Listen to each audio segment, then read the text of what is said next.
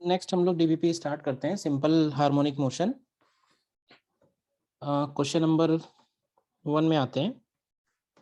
Question number 1 में कह रहा है the ratio of maximum acceleration to the maximum velocity in simple harmonic motion is 10 per second at t equal to 0 displacement is 5 meter. What is the maximum acceleration? Initial phase is pi by 4. तो देखो maximum acceleration in simple harmonic motion is a omega square and maximum velocity in simple harmonic motion is a omega. तो अगर इनका हम ratio लेते हैं तो इनका रेशियो आ जाएगा ओमेगा। सो एक तरह से ओमेगा का वैल्यू दिया हुआ है 10 पर सेकेंड लिखा हुआ है, वैसे मुझे लगता है 10 रेडियन पर सेकेंड होना चाहिए। ठीक है, इसके बाद कह रहा है t equal to 0 displacement is 5 metre. So what is the maximum acceleration? Initial phase is pi by 4। तो देखो इनिशियल फेज को हम लोग ऐसे समझ सकते हैं, अगर हम सर्कल ड्रॉ करते हैं रिप्रेजेंटेशन ऑफ एसएचएम में, तो इनिशियल फेज का मतलब होता है कि अगर ये रेफरेंस लाइन हम लोग लेते हैं तो particle initially pi by 4 angle पे है। पाई बाई 4 एंगल का मतलब ये हुआ कि इधर से पाई बाई 4, तो अगर इस सर्कल का रेडियस हम लोग एम्पलीट्यूड लेते हैं, पार्टिकल यहाँ पे है, तो एसएचएम वाला जो पार्टिकल है वो इस पॉइंट पे है और अवे जा रहा है, तो इसका जो डिस्टेंस बनेगा from mean position in terms of amplitude, तो ये a बाई रूट टू बनेगा। तो एक तरह से हमको गिवन है कि a बाई रूट टू का जो वैल्यू है वो 5 मीटर है, तो आपको यहाँ से a का वैल्यू मिल जाएगा which is 5 root two metres. तो अब मैक्सिमम एक्सेलरेशन की वैल्यू सीधे सीधे a ओमेगा स्क्वायर, तो a हो गया 5 root two and omega square is 100, तो ये 500 root two metre per second square हो जाएगा। ऑप्शन ए बी करेक्ट है। ठीक है, क्वेश्चन नंबर 2 में आते हैं। A 1 kg block attached to a spring is attached to a spring vibrates with a frequency of 1 hertz on a frictionless horizontal table. Two springs identical to the original one are attached in parallel to a 8 kg block placed on the same table. So the frequency or vibration of 8 kg block. तो देखो frequency of vibration को हम लोग लिखते हैं 1 upon 2 pi और under root of k upon m। ठीक है, तो इस इक्वेशन के हिसाब से इनिशियली उसकी फ्रीक्वेंसी दी हुई है 1 हर्ट्ज, तो ऐसे लिख सकते हैं कि 1 hertz is equal to 1 upon 2 pi.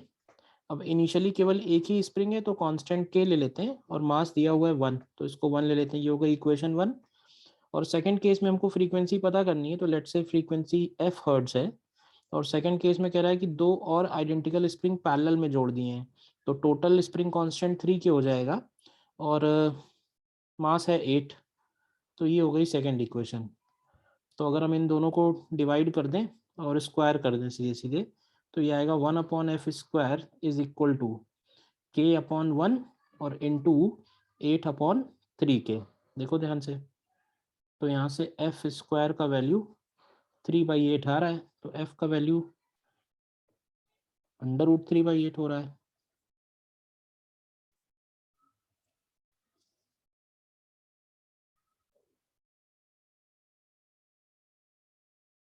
Second का आंसर 1/2 दिया हुआ है।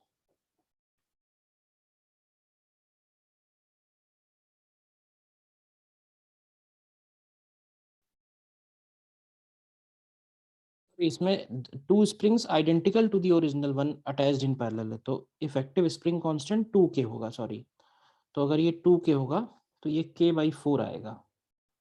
तो k/4 के हिसाब से एफ स्क्वायर 1/4 बनेगा और एफ की वैल्यू 1/2 हर्ट्ज हो जाएगी। ठीक है, सी ऑप्शन। क्वेश्चन नंबर 3 में आते हैं। डायग्राम ले लेते हैं।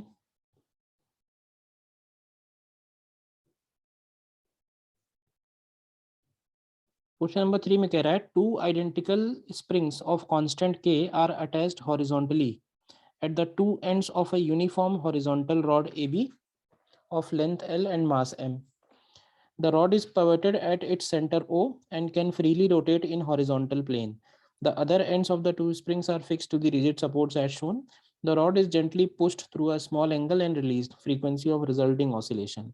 तो देखिए अगर हम रॉड को स्लाइटली पुश करते हैं जिससे इसका लेट से एंगल थीटा अगर ये अपनी पोजीशन से रोटेट हो जाती है, ये एंगुलर ऑसिलेशन का केस बनेगा। ठीक है, ये वाला एंगल अगर हम लोग थीटा लेते हैं तो रॉड का लेंथ दिया हुआ है एल, तो इसमें जो कंप्रेशन आएगा स्प्रिंग में वो हो जाएगा L/2 थीटा, और यही कंप्रेशन इसमें भी आएगा L/2 थीटा। अब L/2 थीटा के कंप्रेशन की वजह से रॉड के दोनों एंड्स पे जो स्प्रिंग फोर्स आएगा, इस पे इधर की तरफ और इस पे इधर की तरफ, वो स्प्रिंग फोर्स की वैल्यू हो जाएगी K into L/2 theta, K into L/2 theta, और ये दोनों मिल के इसको एक रीस्टोरिंग टॉर्क देंगे अबाउट O। तो रीस्टोरिंग टॉर्क की वैल्यू हो जाएगी K L/2 theta into arm length L/2, और इस तरह के दो हैं तो इंटू 2 और कर दें तो ये आ जाएगा, ध्यान से देखो, KL²/2 इंटू थीटा। तो ये प्रोपोर्शनल टू थीटा आ रहा है, यानी कि एंगुलर SHM है, और ये उसका SHM कांस्टेंट और टॉर्जनल कांस्टेंट हो गया।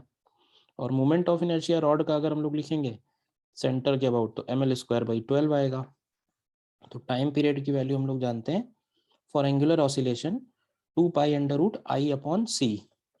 तो अगर ये हम लोग करते हैं 2π√I/c तो ये m/6k आ जाता है। तो m/6k टाइम पीरियड है, फ्रीक्वेंसी हो जाएगी 6k/m, तो ए ऑप्शन सही हो जाएगा।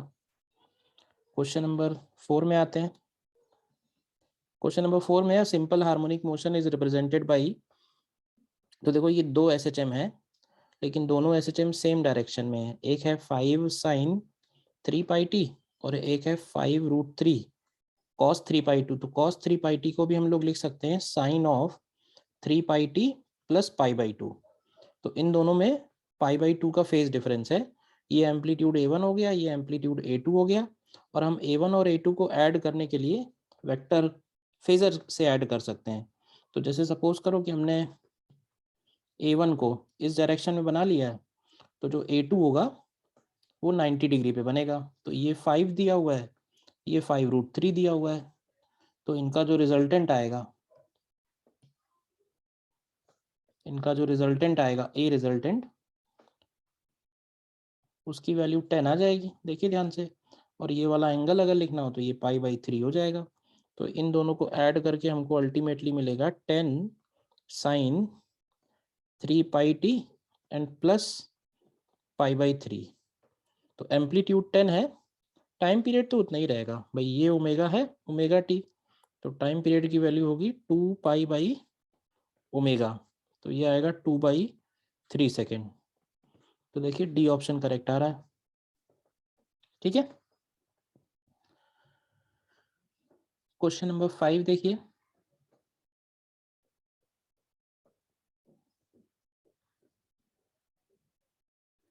A body of mass 1 kg falls freely from a height of 100 meter on a platform of mass 3 kg which is mounted on a spring having a spring constant given है. The body sticks to the platform and the spring's maximum compression is found to be x. तो x का value निकालना है।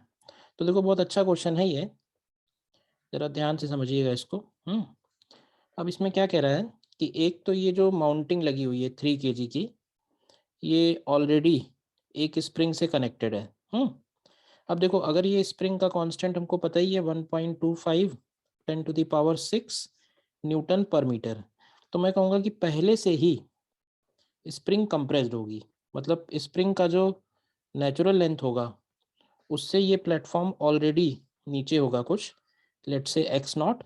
और अगर हम x0 की value निकालना चाहें तो kx0 = mg कर सकते हैं। तो यहाँ से x0 अगर निकालते हैं, देखो कैलकुलेशन एग्जैक्ट करें अगर, तो x0 हो जाएगा 30/k।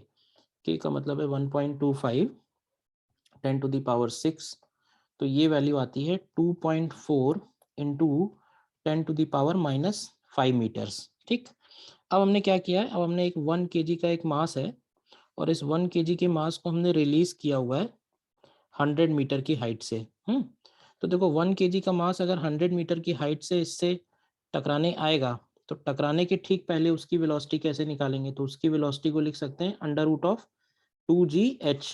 देखिए ध्यान से, तो under root of 2gh, h की जगह है 100, तो ये आ जाएगा अंडर रूट ऑफ 2000 मीटर्स। अब इसके बाद अगर ये इससे स्टिक कर जा रहा है, तो इन दोनों के पास एक कॉमन वेलोसिटी आ जाएगी, और वो कॉमन वेलोसिटी हम मोमेंटम कंजर्वेशन से निकाल सकते हैं। तो वो कॉमन वेलोसिटी होगी 1 into V naught which is under root of 2000 is equal to 4 kg का मास हो जाएगा इंटू वी। तो यहाँ से v की वैल्यू अगर निकालेंगे तो ये हो जाएगा 2000 है, तो इसमें से 16 बाहर निकालें अगर, तो अंडर रूट ऑफ 125 बचेगा। देखिए under root of 125 metre per second. ठीक है, अब इस वेलोसिटी के साथ ही और कितना स्प्रिंग को कंप्रेस करेगा, तो ये कंप्रेशन निकालने के लिए हम लोग एनर्जी कंजर्वेशन भी यूज़ कर सकते हैं। बट एनर्जी कंजर्वेशन अगर आप यूज़ करोगे तो उसमें क्वाड्रेटिक इक्वेशन बनेगी। अगर हम उस क्वाड्रेटिक इक्वेशन से बचना चाहते हैं तो हम SHM यूज़ कर सकते हैं। समझना है SHM कैसे, तो इसको हम ऐसे बोलेंगे कि बॉडी जब 1 kg की स्टिक कर जाएगी ना, तो इसका इक्विलिब्रियम पोजीशन शिफ्ट हो जाएगा, या ऐसे बोलना चाहिए कि इसका न्यू इक्विलिब्रियम जो होगा वो और नीचे होगा। और अगर हम डायरेक्टली लिखना चाहें तो 3x0 और नीचे होगा। नहीं 3x0 नहीं, सॉरी, 1 kg का ब्लॉक और आया ना, तो x0 ऑलरेडी था, तो ये एक तरह से x0/3 और नीचे जाएगा, x0/3, क्योंकि kx is equal to 1 kg हम लिखेंगे, तो x की वैल्यू x0/3 आ जाएगी, x0/3 और नीचे जाएगा। इसके बाद ये ब्लॉक इक्विलिब्रियम से कितना नीचे जाएगा बिफोर कमिंग टू रेस्ट, तो इक्विलिब्रियम से ये एम्पलीट्यूड के बराबर नीचे जाएगा। तो अगर हमको एम्पलीट्यूड मिल जाए तो हम डायरेक्टली लिख सकते हैं मैक्सिमम कंप्रेशन स्प्रिंग में कितना होगा। और एम्पलीट्यूड निकालने के लिए हमारे पास एक फॉर्मूला है रेडीमेड SHM में, omega under root a square minus x square. ठीक है, इसमें वेलोसिटी की जगह हम लोग लिखेंगे अंडर रूट ऑफ 125। ठीक है, ओमेगा की जगह लिखेंगे अंडर रूट ऑफ k/m। तो अब इसमें ध्यान रखना, k की जगह तो k आ जाएगा, m की जगह हम 4 kg लेंगे टोटल, फिर under root of a square minus x square, मतलब जितना ये ऑलरेडी कंप्रेस्ड है, यानी कि x0 स्क्वायर। तो जरा इसमें वैल्यू निकालते हैं, क्या बनेगी देखो। इनफैक्ट पूरे इक्वेशन में स्क्वायर ही कर देते हैं, तो 125 इंटू 4 एंड डिवाइडेड बाई 1.25 10⁻6। तो यहाँ से आता है a square minus x0 square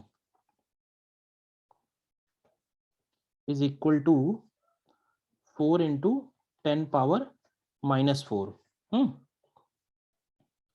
तो a स्क्वायर का वैल्यू हो जाएगा x0 स्क्वायर प्लस दिस, तो x0 स्क्वायर करें अगर, तो x0 की वैल्यू है 2.4 10⁻⁻5 स्क्वायर। तो एक्चुअली क्या है ना, ये 4 इंटू 10⁻⁻4 ही रहेगा, क्योंकि x0 की वैल्यू बहुत निग्लेजिबल है ना उसके सामने। तो एम्पलीट्यूड की वैल्यू आ जाएगी 2 इंटू 10⁻2, यानी कि ये 2 सेंटीमीटर के अप्रॉक्स आ रहा है। अब देखो है क्या, एम्पलीट्यूड की वैल्यू में अगर हम 4x0/3 ऐड भी करते हैं तो कुछ खास फर्क नहीं पड़ेगा, इसलिए हम बोल सकते हैं कि इसमें मैक्सिमम कंप्रेशन 2 सेंटीमीटर का ही आएगा, क्योंकि ऐड करने से कुछ ज़्यादा इफेक्ट पड़ेगा नहीं। तो इसलिए फिर इस क्वेश्चन को बोनस बोल रहे हैं, क्योंकि आंसर कोई भी मैच नहीं कर रहा है। क्वेश्चन लेकिन बहुत अच्छा है, ठीक है ना। एक्चुअली इनिशियली ब्लॉक जब था तो वो उसका ओल्ड इक्विलिब्रियम था, और जब ये दोबारा आया तो वो उसका न्यू इक्विलिब्रियम है। तो ये भी जरा अच्छी बात, ध्यान से देखने वाली बात है। नेक्स्ट क्वेश्चन में आते हैं, क्वेश्चन नंबर 6 में, a particle undergoing simple harmonic motion has a time dependent displacement given by xt, ठीक है, the ratio of kinetic to potential energy at t equal to 210 seconds will be। तो एक काम करते हैं, उस पर्टिकुलर टाइम पे x निकालते हैं क्या होगा, तो ये हो जाएगा a sin पाई t। अब पाई t की जगह कह रहा है 210/90, तो ये वैल्यू निकालो सीधे सीधे, क्या आएगी, तो 210/90 अगर हम लोग करते हैं तो ये 7π/3 आता है। ए साइन 7π/3, और 7π/3 को अगर हम लोग लिखें तो क्या ऐसे लिख सकते हैं, ए साइन 2π + π/3, तो ये a साइन π/3 हो जाएगा, और π/3 की वैल्यू हो जाएगी a√3/2। तो किसका रेशियो निकालना है, काइनेटिक अपॉन पोटेंशियल। तो देखो काइनेटिक लिखते हैं तो काइनेटिक का फॉर्मूला है half m omega square a square minus x square, और पोटेंशियल एनर्जी का फॉर्मूला है half m omega square x square. तो यहाँ से सीधे सीधे a square minus x square करेंगे तो 3a²/4, और अपॉन एक्स स्क्वायर 3a²/4। तो देखो ये 1:3 आ जाता है, 1:3 आता है। अब कह रहा है ratio of kinetic to potential energy, तो एक्चुअली ठीक है, आंसर 1/3 है, बट 1/3 तो नहीं है, तो 3 चलो टिक कर दो, और क्या, वैसे तो सही नहीं है। क्वेश्चन नंबर 7 में आते हैं। A pendulum is executing simple harmonic motion and its maximum kinetic energy is k1. If the length of the pendulum is doubled and it performs simple harmonic motion with same amplitude as in the first case, then the maximum kinetic energy बतानी क्या होगी। तो देखो अगर simple pendulum का length double कर रहे हैं, ठीक है, तो सबसे पहले तो ये बताओ ओमेगा होता है √g/l सिंपल पेंडुलम में, तो अगर हम लेंथ को ट्वाइस करेंगे तो इसका मतलब है कि जो ओमेगा है वो 1/√2 टाइम्स हो जाएगा सबसे पहले तो। अच्छा, काइनेटिक एनर्जी मैक्सिमम की वैल्यू क्या होती है, तो काइनेटिक एनर्जी मैक्सिमम को लिखते हैं half m omega square a square. तो जो नई काइनेटिक एनर्जी हो जाएगी वो हो जाएगी हाफ, अब m में तो चेंज हुआ नहीं, लेकिन ओमेगा स्क्वायर की जगह ओमेगा²/2 हो जाएगा, और एम्पलीट्यूड कह रहा है कि वही है, तो k2 की वैल्यू सीधे सीधे k1/2 आ रही है, k2 = k1/2, यानी 7th का बी ऑप्शन करेक्ट है। क्वेश्चन नंबर 8 में आते हैं। A particle executes simple harmonic motion with an amplitude of 5 cm. When the particle is at 4 cm from mean position, the magnitude of its velocity in SI units is equal to that of its acceleration. Then periodic time in second. ठीक है, तो कोई velocity at general position का formula है omega √a² minus x square, और acceleration का formula है ओमेगा² x। कह रहा है कि मैग्नीट्यूड दोनों के सेम है, तो ऐसे लिख सकते हैं कि ओमेगा √, अब a² की जगह हो गया 5² minus 4², and this is equal to omega और x की जगह है 4। तो देखो एक ओमेगा तो कैंसिल हो रहा है, तो ओमेगा की वैल्यू क्या आ जाएगी भाई, 5² माइनस 4², तो ये 3/4 आ रहा है। तो 3/4 के हिसाब से टाइम पीरियड की वैल्यू होगी 2π/ω, तो ये हो जाएगा 8π/3। तो डी ऑप्शन करेक्ट है 8th में, ठीक है। क्वेश्चन नंबर 9 में आते हैं। Two masses m and m/2 are connected at the two ends of a massless rigid rod of length l, ठीक है, तो एक तरफ है मास m और एक तरफ मास m/2 है, एक तरफ मास m है, लेंथ l है। The rod is suspended by a thin wire of torsional constant k at the center of mass of the rod system, ठीक है, तो इस रॉड को हम लोग सस्पेंड करने वाले हैं about its centre of mass. तो देखो इसका सेंटर ऑफ मास जो है इधर कहीं होगा, m की तरफ होगा ना, ठीक है ना, जो इसका सेंटर ऑफ मास होगा वो यहाँ से l/3 होगा, और यहाँ से 2l/3 हो गया, ठीक है।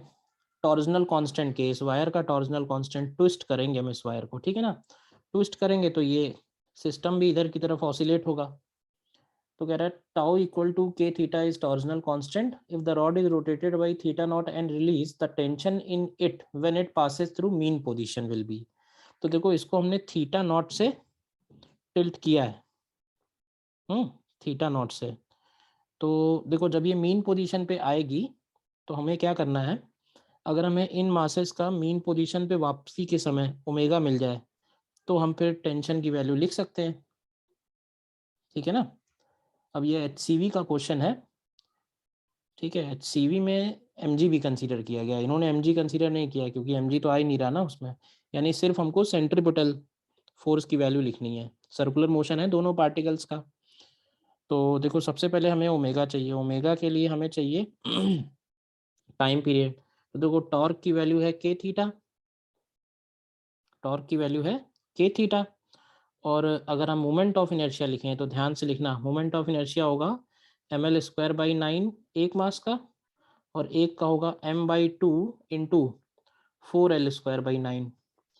तो इनको अगर ऐड करें तो ये आ जा रहा है ml²/3। देख लो 2/9 एंड 1/9, 3/9 तो 1/3 बचेगा। तो इसका ओमेगा अगर निकालें, लेकिन ये ओमेगा वो दूसरा ओमेगा है, ये ओमेगा एंगुलर फ्रीक्वेंसी है, तो एंगुलर फ्रीक्वेंसी की वैल्यू बन जाएगी k/i। तो ये हो जाएगी √k/, i का मतलब हो गया m, l² और ऊपर 3k। देखिए √3k/ml²। अब अगर हमें ये वाला ओमेगा चाहिए, ओमेगा मत लिखो इसको, एक काम करो इसको लिख देते हैं हम लोग d(θ/dt), एंगुलर वेलोसिटी लिखनी है। तो d(θ/dt) मीन पोजीशन पे मैक्सिमम होगी, और मैक्सिमम एंगुलर वेलोसिटी को हम लोग सीधे सीधे θ0 इंटू ओमेगा लिख सकते हैं। तो ये हो जाएगा θ0 इंटू √3k/ml²। और एक बार हमें एंगुलर वेलोसिटी मिल गई तो टेंशन की वैल्यू हो जाएगी, जैसे m मास के लिए लिखें तो m r और ओमेगा², ओमेगा है d(θ/dt) का होल स्क्वायर। तो ये वैल्यू देखो क्या आएगी, ml/3 और इसका स्क्वायर, तो ये होगा θ0 और ये हो जाएगा 3k/ml²। तो देखो क्या क्या कैंसिल हो रहा है भाई, 3 cancel, ml cancel, ml cancel, तो ये k(θ/l) आ रहा है।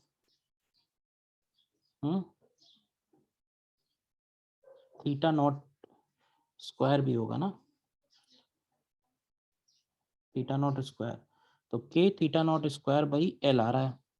तो 9th का ऑप्शन डी वाला करेक्ट है। अच्छा क्वेश्चन है ये, HCV का ही क्वेश्चन है सब्जेक्टिव, बट वो HCV में उसमें mg भी कंसीडर किया है, तो एक बार उस क्वेश्चन को जरूर देख लेना। एक्चुअली जो टेंशन होगा ना उसमें mg भी आएगा, लेकिन mg इन्होंने लिया नहीं है। ठीक है, नेक्स्ट आते हैं क्वेश्चन नंबर 10 में। क्वेश्चन नंबर 10 में, a block of mass m lying on a smooth horizontal surface is attached to a spring of a spring constant k. The other end of the spring is fixed. The block is initially at rest in the equilibrium. If now block is pulled with a constant force F, the maximum speed of the block is. तो देखो अगर constant force F से पुल करेंगे तो इसका equilibrium position जो है वो F/k पोजीशन पे आ जाएगा, सीधे सीधे देखा जाए तो भाई ये इसका एक तरह से एक्सट्रीम पोजीशन हो जाएगा, ये इसका इक्विलिब्रियम पोजीशन होगा, ये इसका पॉजिटिव एक्सट्रीम हो जाएगा, ये इसका इक्विलिब्रियम होगा। और ये जो डिस्टेंस होगा एम्पलीट्यूड, ये एम्पलीट्यूड हम लोग डायरेक्टली लिख सकते हैं with the help of force, तो ये हो जाएगा F/k। तो इसकी मैक्सिमम वेलोसिटी जो है इक्विलिब्रियम पे ही होगी, तो मैक्सिमम वेलोसिटी को सीधे सीधे हम लोग a ओमेगा लिख सकते हैं। तो a की जगह है F/k और ओमेगा की जगह होगा √k/m। तो ये आ जाएगा F/(m)/k।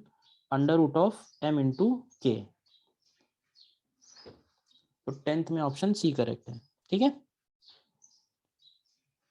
क्वेश्चन नंबर 11 में आते हैं। A rod of mass m and length 2l is suspended at its middle by a wire. It exhibits torsional oscillations. If two masses each of mass m are attached at a distance l/2 from its center on the both sides, it reduces the oscillation frequency by 20%. Then the ratio of, तो देखो अगर हमने rod को suspend किया हुआ है about its centre through a wire of torsional constant, ठीक है, ये m मास है, कैपिटल M मास है और 2l है, तो इस वायर के ट्विस्टिंग की वजह से भाई टॉर्जनल कांस्टेंट तो जो भी होगा फिक्स होगा, मोमेंट ऑफ इनर्शिया इस रॉड का हम लोग लिखेंगे ml²/12। देखो ध्यान से, तो ये आएगा ml²/3 बचेगा। लेकिन सेकंड केस में कह रहा है, सेकंड केस में हमने क्या किया है कि इस रॉड पे हमने 2 मासेज और लगा दिए हैं। कहाँ कहाँ पे लगाए हैं? तो 2 masses each are attached at a distance L/2। तो एक M यहाँ पे है, एक M यहाँ पे है। तो सबसे पहले हमें इसका नया मोमेंट ऑफ इनर्शिया लिखना पड़ेगा, I डैश। तो I डैश की वैल्यू हो जाएगी ml²/3। रॉड का तो रहेगा ही रहेगा, इन दोनों पार्टिकल्स का हो जाएगा m इंटू L/2 का स्क्वायर, और 2 पार्टिकल हैं तो इंटू 2। तो ये हो जाएगा capital ml²/3 plus small ml²/2। अब ऑसिलेशन फ्रीक्वेंसी को क्या लिखते हैं? ऑसिलेशन फ्रीक्वेंसी होती है 1/2 under root of torsional constant upon I। अब कह रहा है कि ऑसिलेशन फ्रीक्वेंसी रिड्यूस्ड बाई 20%। तो इस बात का जरा मतलब समझना, एक्चुअली ये I के ही इन्वर्सली प्रोपोर्शनल है। तो अगर कोई क्वांटिटी 20% रिड्यूस हो रही है तो ऐसा बोल सकते हैं ना कि 80 बचेगी। तो अगर हम सीधे सीधे रेशियो लिखें कि पहले 100 थी, बाद में 80 हो गई, equal to under root of. तो अब अंडर रूट ऑफ लिखेंगे अगर, तो इसमें बाद का moment of inertia which is ml²/3 plus small ml²/2 and divided by पहले का मोमेंट ऑफ इनर्शिया, तो ये है ml²/3। इसी इक्वेशन को सॉल्व करना है। तो देखो 10/80 हो जाएगा 5/4, स्क्वायर कर देते हैं। तो 25/16 इज इक्वल टू 1 प्लस, देखिए क्या बचेगा, ये आ जाएगा M/M, L² भी कैंसिल, और 3/2 और आएगा। तो देखो इसको सॉल्व करते हैं। 25/16 में 1 माइनस करेंगे और इंटू 2/3 करेंगे, तो ये 3/8 आता है। Small m/M is equal to 3/8। तो ये देखो 11th का बी ऑप्शन मैच कर रहा है, ठीक है ना। क्वेश्चन नंबर 12 में आते हैं। Two particles are performing simple harmonic motion in a straight line about the same equilibrium point. The amplitude and time period for both particles are same and equal to a and t. At t equal to 0, one particle has a displacement a, while the other one has a displacement minus a/2, and they are moving towards each other. If they cross each other at the time t, then t is. तो देखो ये तो बात हम लोग theory में पढ़ते ही हैं कि दो ऐसे SHM जिनका फेज डिफरेंस टाइम के साथ कांस्टेंट रहेगा, जब वो क्रॉस करते हैं तब क्या पोजीशन होती है, जब उनके बीच में मैक्सिमम डिस्टेंस होता है तब क्या पोजीशन होती है। तो देखो जैसे एक पार्टिकल ये है, पार्टिकल ये प्लस ए पे है, इसको रेफरेंस लाइन ले लेते हैं, और एक -a/2 पे है। -a/2 मतलब यहाँ कहीं है, और ये हो गया पार्टिकल बी एक तरह से, और ये इधर की तरफ आ रहा है। तो ऐसे बोल सकते हैं कि बी डैश ये है और बी पार्टिकल ये है, और ए और ए डैश दोनों इधर ही हैं। अब ये इधर की तरफ घूम रहा है, ये इधर की तरफ घूम रहा है, और अब ये दोनों एक दूसरे की तरफ आ रहे हैं। तो ध्यान से अगर आप देखो तो इन दोनों के बीच में राइट नाउ फेज डिफरेंस कितना है। तो देखो ये वाला एंगल a/2 के लिए π/6 हो जाएगा, और ये वाला एंगल π/2 है, तो इनके बीच का एंगल 2π/3 है। तो 2π/3 का अगर एंगल है इनके बीच में, तो ये जब एक दूसरे को क्रॉस करेंगे, समझना, तो क्रॉस तब कर पाएंगे जब इस तरह की सिचुएशन बनेगी। देखिएगा ध्यान से, जब बी डैश यहाँ पहुँचेगा और ए डैश यहाँ पहुँचेगा, ये इधर जा रहा होगा, ये इधर जा रहा होगा, और ए और बी एक दूसरे को इधर क्रॉस कर रहे होंगे, बी इधर होगा, ए इधर होगा, और ये वाला एंगल और ये वाला एंगल, क्योंकि 2π/3 है तो ये भी π/3 और ये भी π/3। तो ध्यान से देखो, तो देखा जाए तो ए को जो है π/3 एंगल कवर करना है, तो π/3 एंगल कवर करने में जो टाइम लगता है वो t/6 लगता है। हो गया आंसर ए पार्ट। फेजर से बेस्ट तरीका है ऐसे क्वेश्चन सॉल्व करने का। क्वेश्चन नंबर 13 देखिए। A simple harmonic oscillator of angular frequency given is acted upon by external force F is equal to sin t Newton. If oscillator is at rest in its equilibrium position at t equal to 0, then its position at later times is proportional to. तो देखो इस question को हम solve नहीं करेंगे, solve इसलिए नहीं करेंगे क्योंकि जो डिफरेंशियल इक्वेशन बनेगी ना फोर्स्ड ऑसिलेशन में, उसको हम जनरल केस में नहीं सॉल्व कर सकते हैं, ठीक है ना। बट इसमें एक बात दी हुई है ध्यान से, बस इसमें एक बात दी हुई है ध्यान से कि t इक्वल टू 0 पे उसका पोजीशन भी 0 है और उसकी वेलोसिटी भी 0 है। तो अब ये चेक करो कि t 0 पे कौन सा फंक्शन हमको 0 देगा और उसका डेरिवेटिव भी 0 देगा। तो जैसे अगर A option in fact A option हो गया और डी ऑप्शन, ये दो ऑप्शन ऐसे हैं जिनमें x t 0 पे x 0 है, ठीक है। लेकिन ए ऑप्शन में अगर हम इसको डिफरेंशिएट करके रखेंगे तो ए 0 नहीं होगा, मतलब वेलोसिटी 0 नहीं होगी, डी ऑप्शन मैच कर जाएगा। देखो डी ऑप्शन मैं दिखा देता हूँ, x is equal to sine T minus 1/2 sine 2t, ठीक है। तो अगर हम इससे वेलोसिटी निकालेंगे तो ये हो जाएगा cos t और माइनस cos 2t।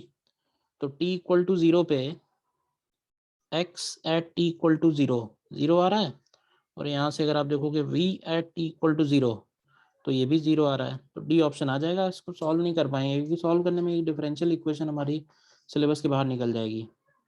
तो उसने दिया भी क्वेश्चन इस तरह से है कि आप चेक भी कर सकते हो।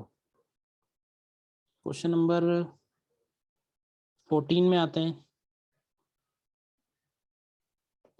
x and y displacements of a particle are given as x is equal to a sin omega t, x is equal to a sin omega t and y is equal to a sin 2 omega t.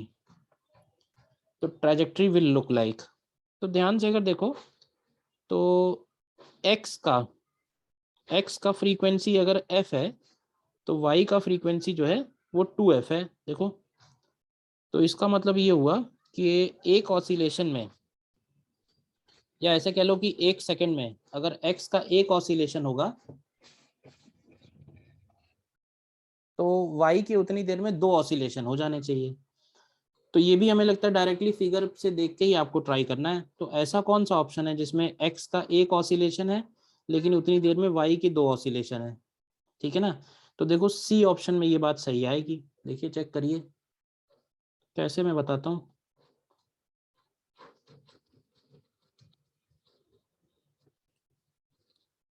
C option में ये बात सही आएगी भाई। देखो जैसे particle अगर यहाँ से शुरू हुआ तो पार्टिकल यहाँ से यहाँ गया सपोज, ठीक है ना। इसके बाद पार्टिकल यहाँ से यहाँ आया, ठीक है। इसके बाद पार्टिकल यहाँ से यहाँ आया, इसके बाद पार्टिकल यहाँ से यहाँ आया, सॉरी। तो देखो इतने ऑसिलेशन में, मतलब इतने मूवमेंट में एक्स कोऑर्डिनेट अगर आप देखो तो एक्स कोऑर्डिनेट में पार्टिकल इधर गया है और पार्टिकल इधर से इधर वापस आया है, यानी एक्स का ध्यान से देखो तो हाफ ऑसिलेशन हुआ है। लेकिन वाई का अगर आप चेक करो तो वाई का इधर का भी ऑसिलेशन हो गया है और वाई का इधर का भी ऑसिलेशन हो गया, तो वाई का एक ऑसिलेशन पूरा हो गया है। तो जितनी देर में अभी ये दोबारा इधर जाएगा, फिर इधर जाएगा, फिर इधर जाएगा, फिर इधर जाएगा, तो एक्स का फिर से इसमें हाफ ऑसिलेशन और हो जाएगा और वाई का इसमें एक ऑसिलेशन और हो जा रहा है। वैसे ही सीधे सीधे देख सकते हो कि वाई 2 बार कवर हो रहा है, एक्स जो है एक ही बार कवर हो रहा है। तो ये भी इसी तरह से सॉल्व करना होता है, ठीक है ना। क्वेश्चन नंबर 15 में आते हैं। Which one of the following expressions corresponds to force acting in simple harmonic motion along a straight line where x is the displacement and a, b, c are positive?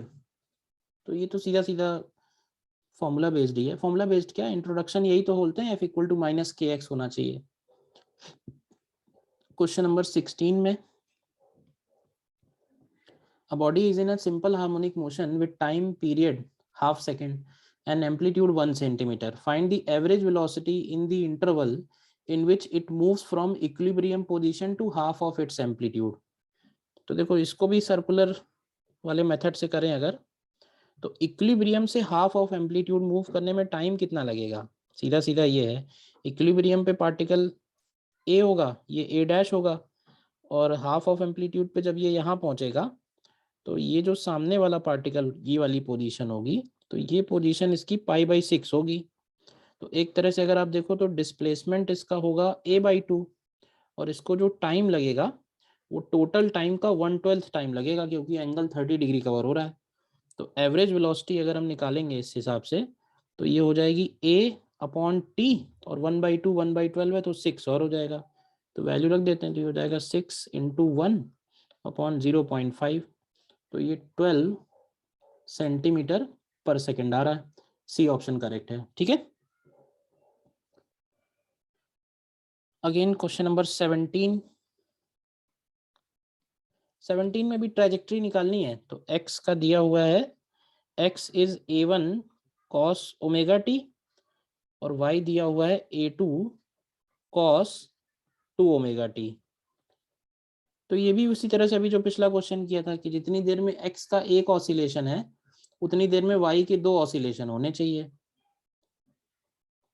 जितनी देर में x का एक oscillation है उतनी देर में y के 2 oscillation होने चाहिए। ठीक है ना।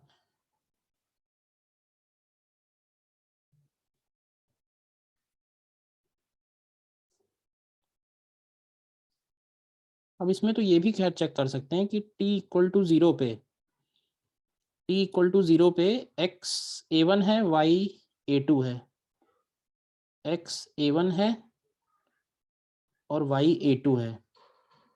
ठीक है, तो इसका मतलब है कि दोनों पॉजिटिव, तो दोनों पॉजिटिव तो आप देखो ध्यान से, तो ऑप्शन ए में बन रहा है, बी में बन रहा है,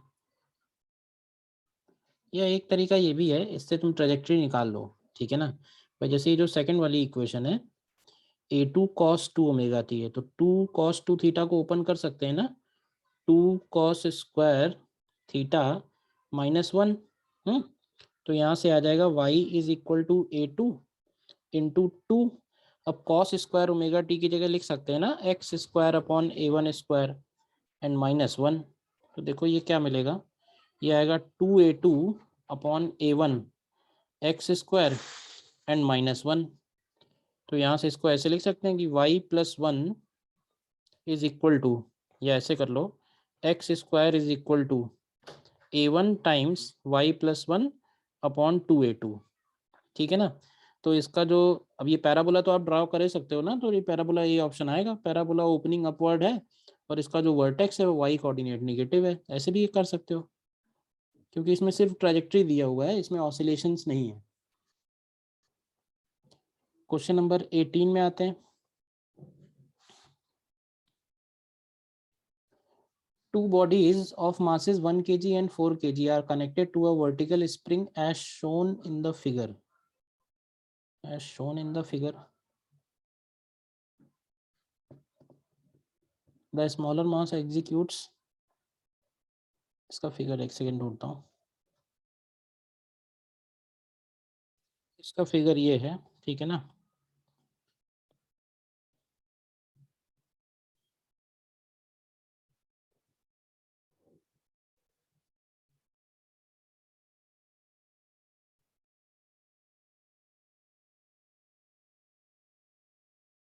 ठीक है, क्वेश्चन करते हैं। Two bodies of masses 1 kg and 4 kg are connected to a vertical spring as shown.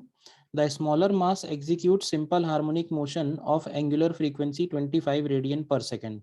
तो देखो, अगर इसका कांस्टेंट के ले लें और ये अपने इक्विलिब्रियम के अबाउट जब ऑसिलेट हो रहा है तो इसका ऑसिलेशन फ्रीक्वेंसी दिया हुआ है। तो देखो, जब 1 kg ऑसिलेट हो रहा है ना सिर्फ, तो उस केस में 4 kg का कोई मूवमेंट नहीं है।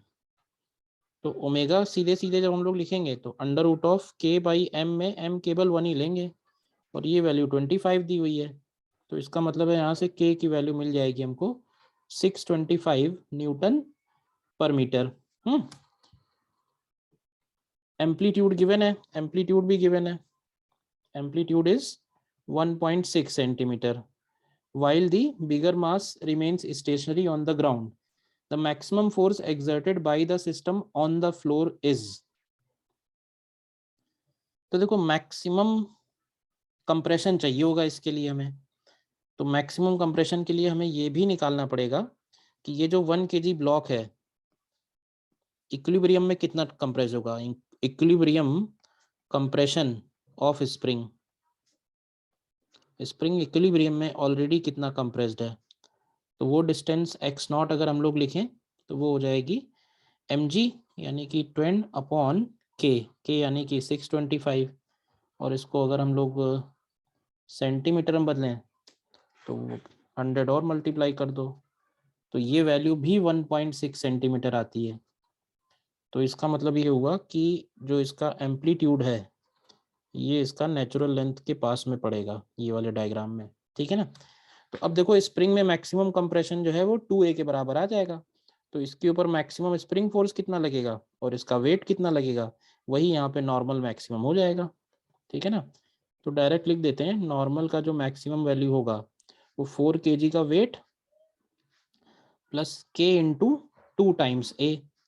तो देख लो कितना होगा, k इंटू 2 टाइम्स a की वैल्यू हो जाएगी 40 प्लस ये 20 बन जाएगा, तो ये 60 न्यूटन आ जाएगा। सी ऑप्शन करेक्ट है, ठीक है ना।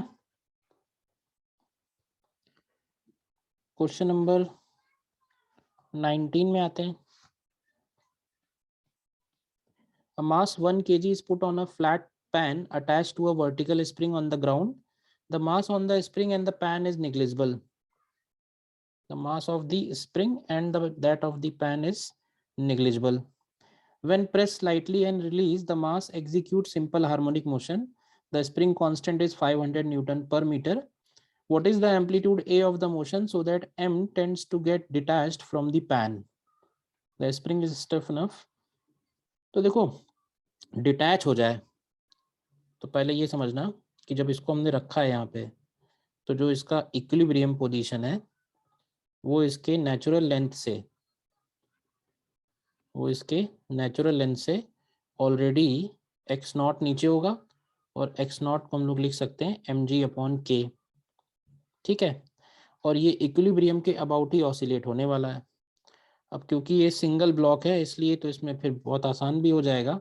आसान ऐसे हो जाएगा कि देखो गेट्स डिटैच का मतलब ये होगा कि वो जो स्मॉल m है उसके ऊपर लगने वाला नॉर्मल फोर्स 0 हो जाए।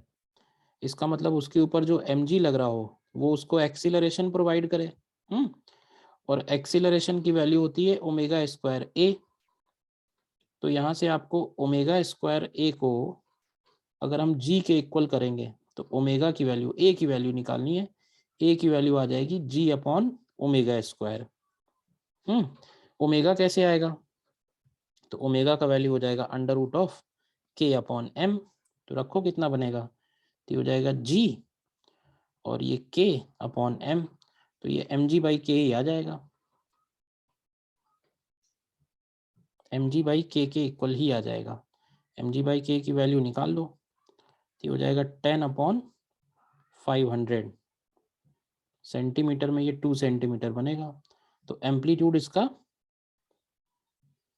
What is the amplitude A of motion so that m tends to get detached from the pan. वो कह रहा है कि डिटैच होए उसके लिए एम्पलीट्यूड क्या होना चाहिए, तो बड़ा होना चाहिए 2 सेंटीमीटर पे, क्योंकि 2 सेंटीमीटर तक तो ये डिटैच नहीं होगा, ठीक है। क्वेश्चन नंबर 20 में आते हैं। Two simple pendulum length 1 meter and 4 meter respectively are both given small displacements in the same direction at the same instant. They will be again in same phase after the shorter pendulum has completed number of oscillations equal to. तो देखो इसका मतलब ये हुआ कि अगर एक की लेंथ L है तो टाइम पीरियड होता है 2 पाई √L/g। तो ऐसे सीधे सीधे बोलते हैं कि एक का टाइम पीरियड अगर t है तो दूसरे का टाइम पीरियड 2t होगा। यानी अगर इसका ओमेगा है तो इसका ओमेगा/2 होगा। अब इसको हम लोग सर्कल मेथड से करते हैं तो बहुत आसानी से होता है कि भाई देखो दोनों सेम फेज में स्टार्ट हो रहे हैं, दोनों स्टार्ट सेम फेज में हो रहे हैं, लेकिन एक चल रहा है ओमेगा से और एक चल रहा है ओमेगा/2 से। तो इनके बीच का जो डिफरेंस है किसी टाइम पे वो हो जाएगा ओमेगा/t माइनस ओमेगा/2 इंटू टी। तो दोबारा सेम फेज में कब होंगे, तो जब ये डिफरेंस बढ़ते बढ़ते 2 पाई हो जाएगा, तो ये एक्चुअली ओमेगा/t/2 आ जाएगा। ओमेगा की वैल्यू रखेंगे 2 पाई/t, तो ये पाई टी बचेगा, तो t की वैल्यू 2 सेकेंड आती है। 2 पाई/t है ना, 2 पाई/t 2π/t, तो t की वैल्यू 2t के इक्वल आती है, यानी छोटे वाले के 2 ऑसिलेशन के बाद ऐसा होगा बस, ठीक है ना। 21, two simple harmonic motions as shown below are at right angles. They are combined to form Lissajous figures. Lissajous figures वही है जो अभी पीछे वाले क्वेश्चन में हम लोगों ने देखा था, ये इन फिगर्स को ही हम लोग Lissajous figures बोलते हैं, ठीक है। तो हमें इसमें पैरामीटर बताना है, किसमें पैराबोला है किसमें, हालांकि ये तो हम लोगों ने थ्योरी में भी किया हुआ है, ठीक है ना, थ्योरी में भी इसको किया हुआ है। देखो अगर डेल्टा की वैल्यू 0 है, अगर डेल्टा की वैल्यू 0 है और ए और बी इक्वल है, तो मैच ही करना है, इसमें कौन सा मैच होगा, तो ऑप्शन वाइज चेक किया जाए, ठीक है। चलो, एक हो जाएगा x is equal to A sine omega T, और एक हो जाएगा y is equal to B sine omega T. तो अगर हम इनको डिवाइड करेंगे ना x अपॉन वाई, तो ये a अपॉन बी आ जाएगा, तो इसका मतलब ये स्ट्रेट लाइन बनेगा, थ्योरी में है ये बात, स्ट्रेट लाइन बनेगा ये। इसी तरह से बी ऑप्शन में अगर देखेंगे कि a equal to B, A equal to B, तो भी ये लाइन ही बनेगा, लेकिन नहीं, पाई/2 है। तो देखो इसको ऐसे करो, x की वैल्यू हो गई a साइन, a कॉस हो जाएगा ये, suppose a cos omega T, और y की वैल्यू हो जाएगी a साइन ओमेगा टी। तो cos omega T plus sine omega T अगर करेंगे तो ये x square plus Y square equal to a square, तो ये सर्कल आ जाएगा। और बाकी सारे मेजॉरिटी केसेस में इलिप्स ही होता है, तो ये जो थर्ड वाला है ये इलिप्स बन जाएगा, सर्कल की यही कंडीशन है। तो x is equal to a cos omega T और y is equal to b sine omega T. तो इनको अगर हम ट्रेजेक्ट्री इक्वेशन निकालेंगे तो x square upon a square Y square upon B square is equal to 1, तो ये आ जाएगा इलिप्स। देखो ध्यान से, तो ये सी वाला ऑप्शन वैसे करेक्ट है इसमें, ठीक है ना। और जब फ्रीक्वेंसीज अलग होंगी ना, जैसे ये डी ऑप्शन है, डी ऑप्शन में जब फ्रीक्वेंसीज अलग होंगी तो सर्कल नहीं बनेगा, सर्कल की तो कंडीशन ऊपर लिखी हुई है, तो सिचुएशन वैसी बनेगी जो इस क्वेश्चन में थी, ये वाला सी ऑप्शन में, क्योंकि एक की फ्रीक्वेंसी डबल है, एक की फ्रीक्वेंसी सिंगल है, ठीक है।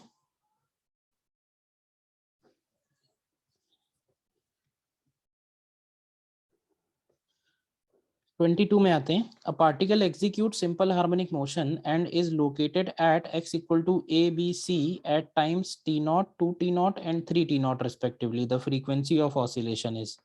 तो देखो अगर हमें इसकी जनरल इक्वेशन ले लें, x is equal to capital A sine omega T plus phi लेनी पड़ेगी, क्योंकि 3 इंफॉर्मेशन दी हुई हैं, और कैपिटल ए ओमेगा और फाई 3 अननोन हो गए, तो रखते हैं इसमें। पहली इक्वेशन होगी small A is equal to capital A sine of omega T naught plus phi.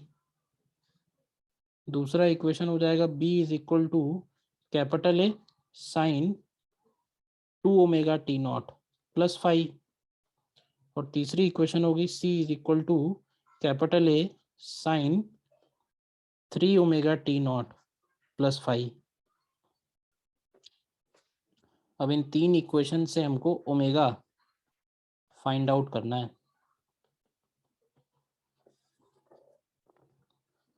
तो सबसे पहले अगर हम a प्लस सी करते हैं, a और c को ऐड करते हैं, तो देखो क्या मिलेगा, a प्लस सी करेंगे तो इसमें sine C plus sine D का फॉर्मूला लगाएं अगर, तो ये हो जाएगा sine C plus sine D is equal to 2 sine C plus D by 2, तो ये हो जाएगा 2 omega T naught plus five and plus sine C minus D by 2, तो ये हो जाएगा sine of omega T not.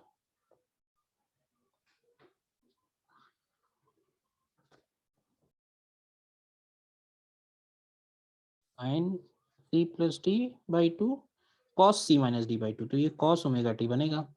ठीक है, देखो हो गया। ऐसे हो गया कि ये जो वैल्यू है इसको हम लोग रिप्लेस कर लेते हैं। ये वैल्यू को लिख देंगे हम लोग बी अपॉन कैपिटल ए।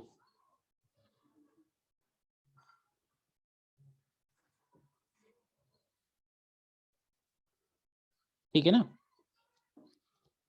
बी अपॉन कैपिटल ए।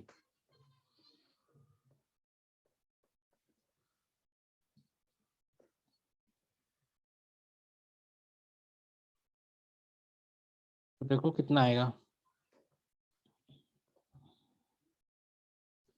ये हो जाएगा capital A into bracket two B upon A, two B upon capital A plus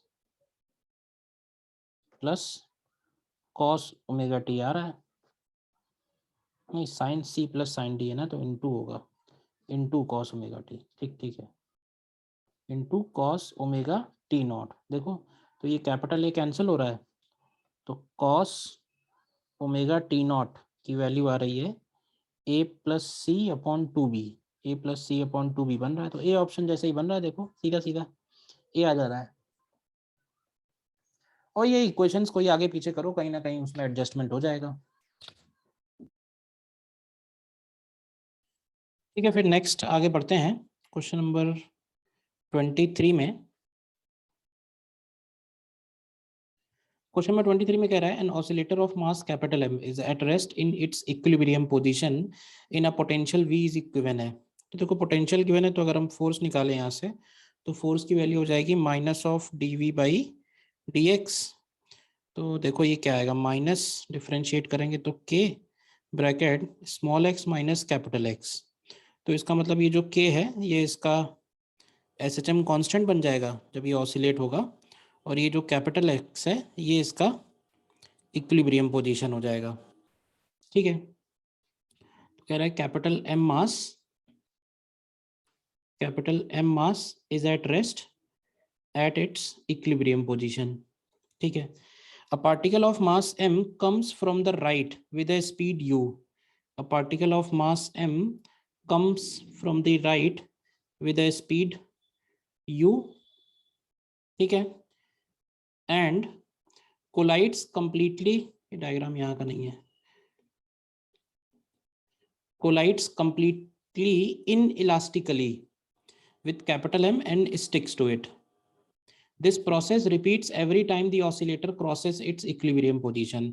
ठीक है, तो देखो अगर इन इलास्टिक कोलिजन है इन दोनों के बीच का, तो बाद में मैं ये कहूँगा कि ये टोटल मास हो जाएगा m प्लस एम, और ये टोटल मास कुछ v1 स्पीड से इधर जाने लगेगा। इसके बाद क्या होगा, तो ये हो गया एक तरह से फर्स्ट कोलिजन।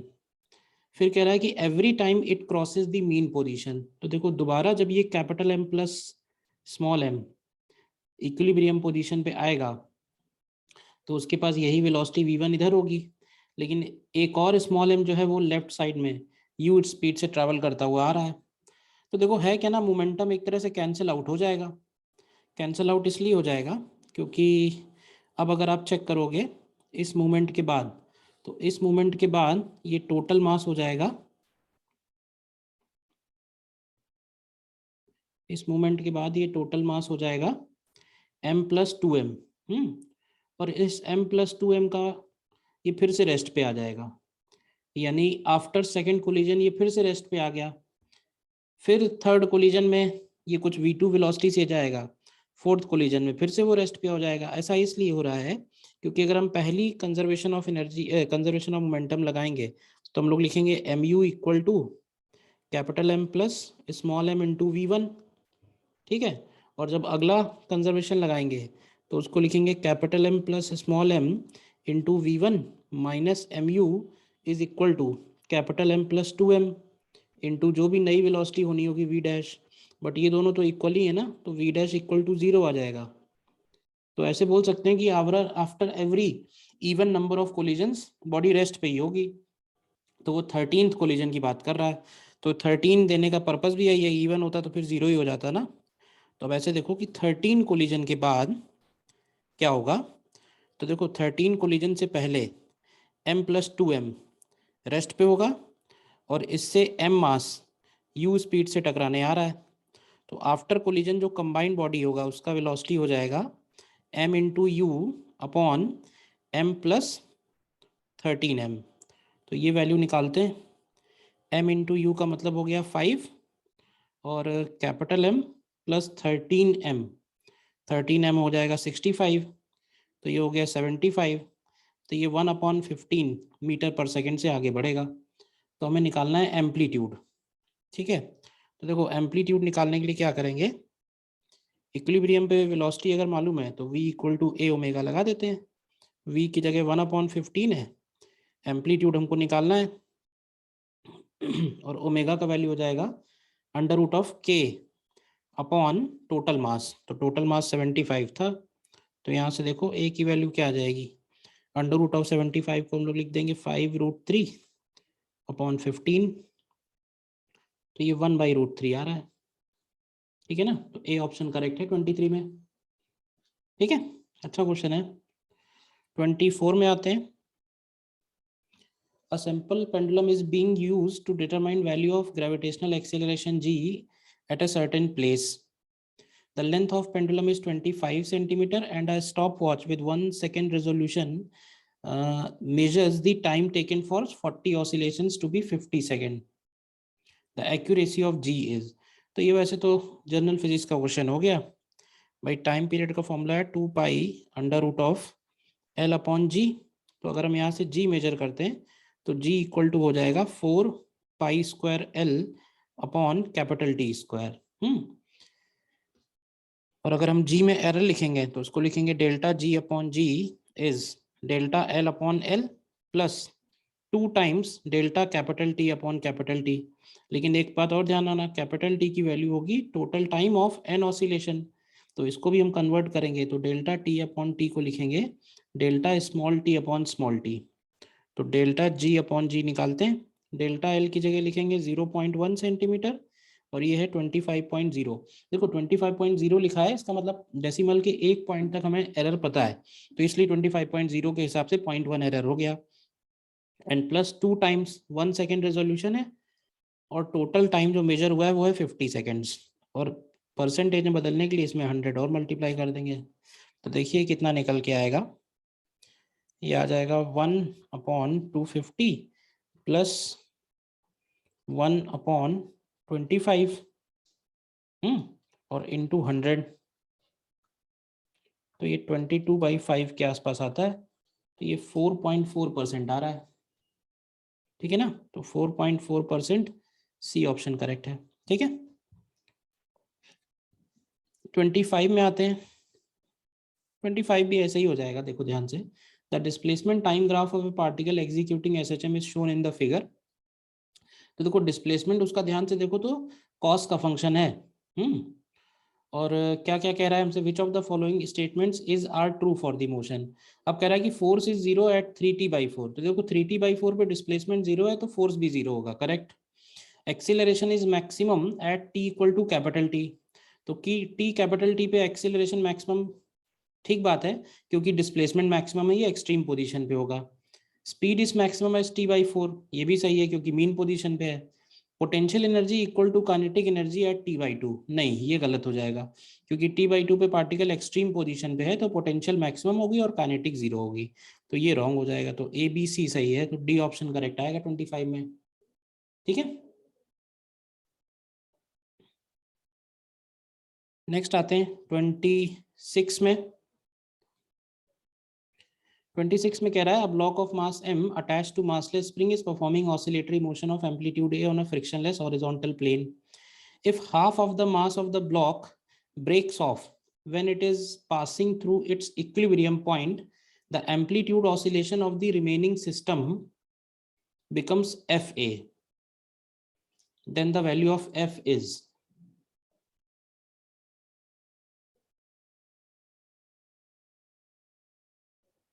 तो देखो है क्या, सबसे पहले ये समझो कि जैसे कोई भी मास जब ये मीन पोजीशन से पास हो रहा है,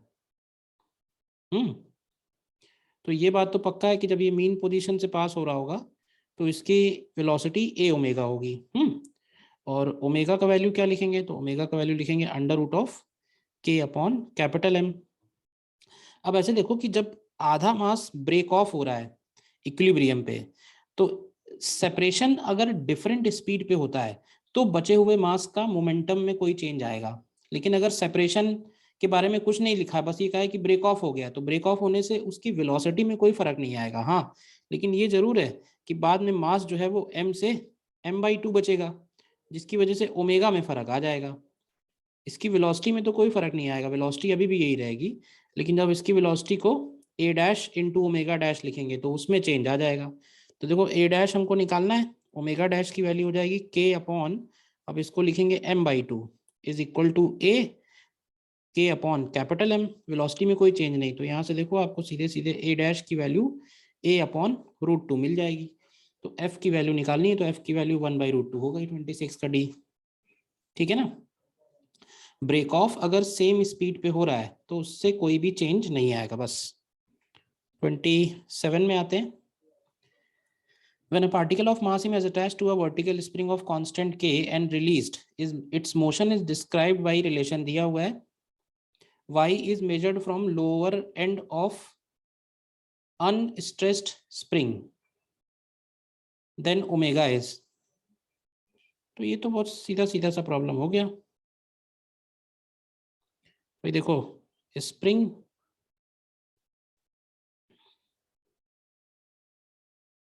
मान लेते हैं कि ये कैपिटल एम है, और अनस्ट्रेस्ड स्ट्रिंग का लोएस्ट एंड, तो इसका मतलब नेचुरल लेंथ, और जो इसका इक्विलिब्रियम होगा, इक्विलिब्रियम इसका ऑलरेडी नेचुरल लेंथ से कुछ नीचे होगा। ये वैल्यू हम लोग निकाल सकते हैं। खैर इक्वेशन देखते हैं पहले। इक्वेशन दी है y is equal to y0 sine square omega T. तो देखो इसको ऐसे लिख लो, साइन स्क्वायर ओमेगा टी है ना, तो इसको हम लोग क्या ऐसे लिख सकते हैं, 1 minus cos of 2 omega T upon 2, क्योंकि लीनियर में कन्वर्ट करना चाह रहे हैं। तो y इक्वल टू आएगा y0/2 minus y0/2 cos of 2 omega T.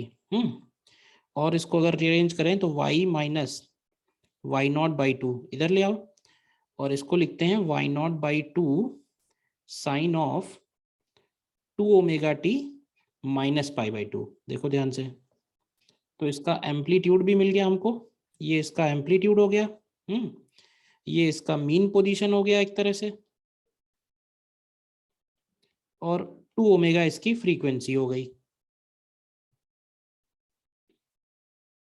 2 omega इसकी फ्रीक्वेंसी हो गई। देखो ध्यान से, देखो इसमें दिया हुआ है कि जो y है उसको हम मेजर कर रहे हैं lower end of unstressed spring से, तो इसका मतलब है कि जो ये y इक्वल टू 0 है वो यहाँ पे है, और मीन पोजीशन y0/2 है, यानी ये वाला डिस्टेंस y0/2 हो गया। अब ध्यान से अगर हम इसको इक्वल करें तो y0/2 की वैल्यू क्या mg/k के इक्वल होगी। देखो, तो यहाँ से अगर हम k अपॉन m की वैल्यू निकालें, देखो तो k अपॉन m की वैल्यू आ जाएगी y0/2g, देखो y0 के टर्म्स में। और इसका जो SHM है उसका फ्रीक्वेंसी कितना है, उसका फ्रीक्वेंसी 2 ओमेगा है, ओमेगा नहीं है, तो इसका मतलब है 2 ओमेगा की वैल्यू होगी under root of k/m, and under root of k/m is equal to under root of k/m 2g upon y0 होगा, ये 2g अपॉन y0। तो अंडर रूट ऑफ k/m की वैल्यू हो जाएगी under root of 2g upon y0। तो यहाँ से अगर हमें ओमेगा निकालना है तो ओमेगा की वैल्यू हो जाएगी under root of g upon 2y0। देखो ध्यान से, तो ये बी ऑप्शन करेक्ट है। ठीक है,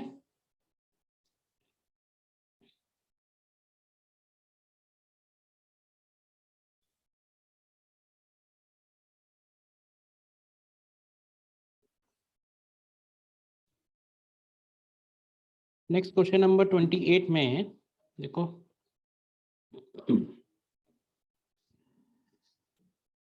in the given figure mass capital M is attached to a horizontal spring which is fixed on one side of rigid support. The spring constant of spring is K. Mass oscillates on a frictionless surface with time period T and amplitude A. When the mass is in equilibrium, as shown, another mass M is gently fixed on it. The new amplitude of oscillation will be. तो देखो जब हमने capital M के ऊपर ये small m रखा ना, तो एक तरह से मोमेंटम कंजर्वेशन की वजह से कुछ वेलोसिटी रिड्यूस हो जाएगी, जिसकी वजह से एम्पलीट्यूड भी चेंज होगा और ओमेगा भी सिस्टम का चेंज होगा। तो ऐसे देखते हैं पहले कि इनिशियली कैपिटल एम की कितनी वेलोसिटी है। तो इनिशियली कैपिटल एम की वेलोसिटी है ए ओमेगा, जिसमें ए को ए लिखते हैं और ओमेगा की जगह लिखेंगे under root of K upon capital M. और बाद में जब ये कैपिटल एम के ऊपर स्मॉल एम भी आ गया तो इसका वेलोसिटी हो गया let say V dash.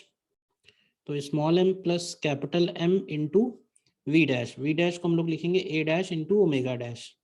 A dash हमको निकालना है और ओमेगा डैश की वैल्यू हो जाएगी under root of K upon M plus M, and this is equal to m1 v1 equal to m2 v2 under root of K upon M.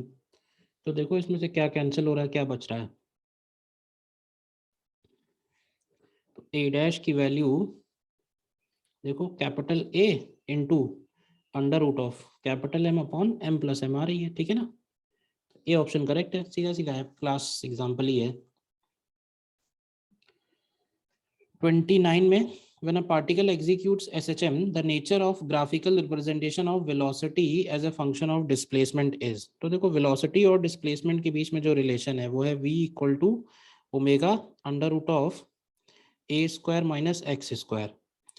तो अगर इसको रीअरेंज करके लिखें तो v square is equal to omega square A square minus omega square x square, और rearrange करो इसको तो ये आ जाएगा v square upon A omega इसका square plus x square upon A square equal to 1। तो ये इलिप्स आ रहा है, ठीक है ना, डी ऑप्शन। क्वेश्चन नंबर 30 में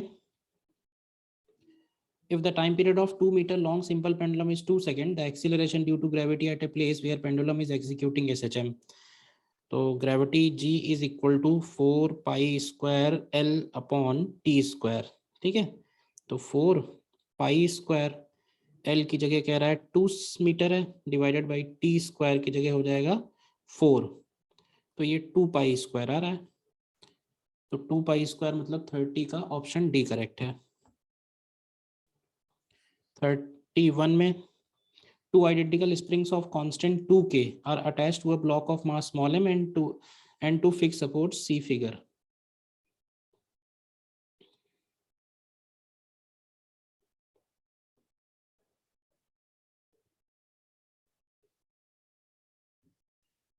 when the mass is displaced from its equilibrium position on either side, it executes simple harmonic motion। तो देखो इस केस में क्या होगा ना, जब हम इसको इधर की तरफ डिस्प्लेस करेंगे तो एक स्प्रिंग कंप्रेस होगी तो वो फोर्स इधर लगाएगी 2kx, और दूसरी स्प्रिंग एक्सपैंड होगी और वो भी फोर्स इधर ही लगाएगी 2kx। तो एक तरह से दोनों स्प्रिंग्स जो हैं वो पैरेलल में हैं, तो k इक्विवेलेंट की वैल्यू 4k हो जाएगी। तो टाइम पीरियड सीधा सीधा 2 pi under root m upon 4k हो जाएगा। देखो m अपॉन 4k, तो ये बाहर आ जाएगा तो पाई कैंसिल करके ये पाई बचेगा, बी ऑप्शन 31 का, ठीक है। 32 में आते हैं।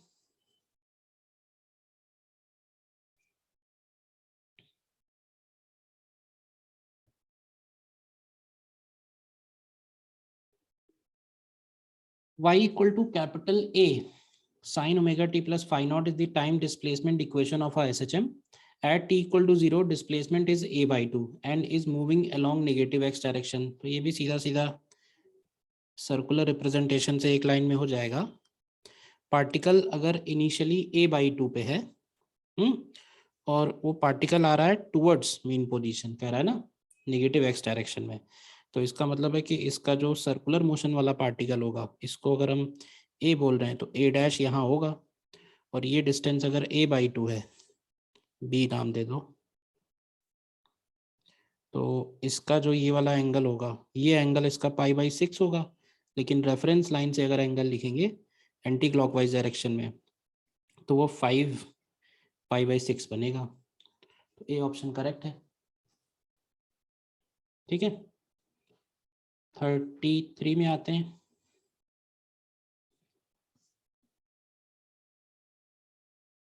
द पॉइंट ए, फिगर ले लेते हैं।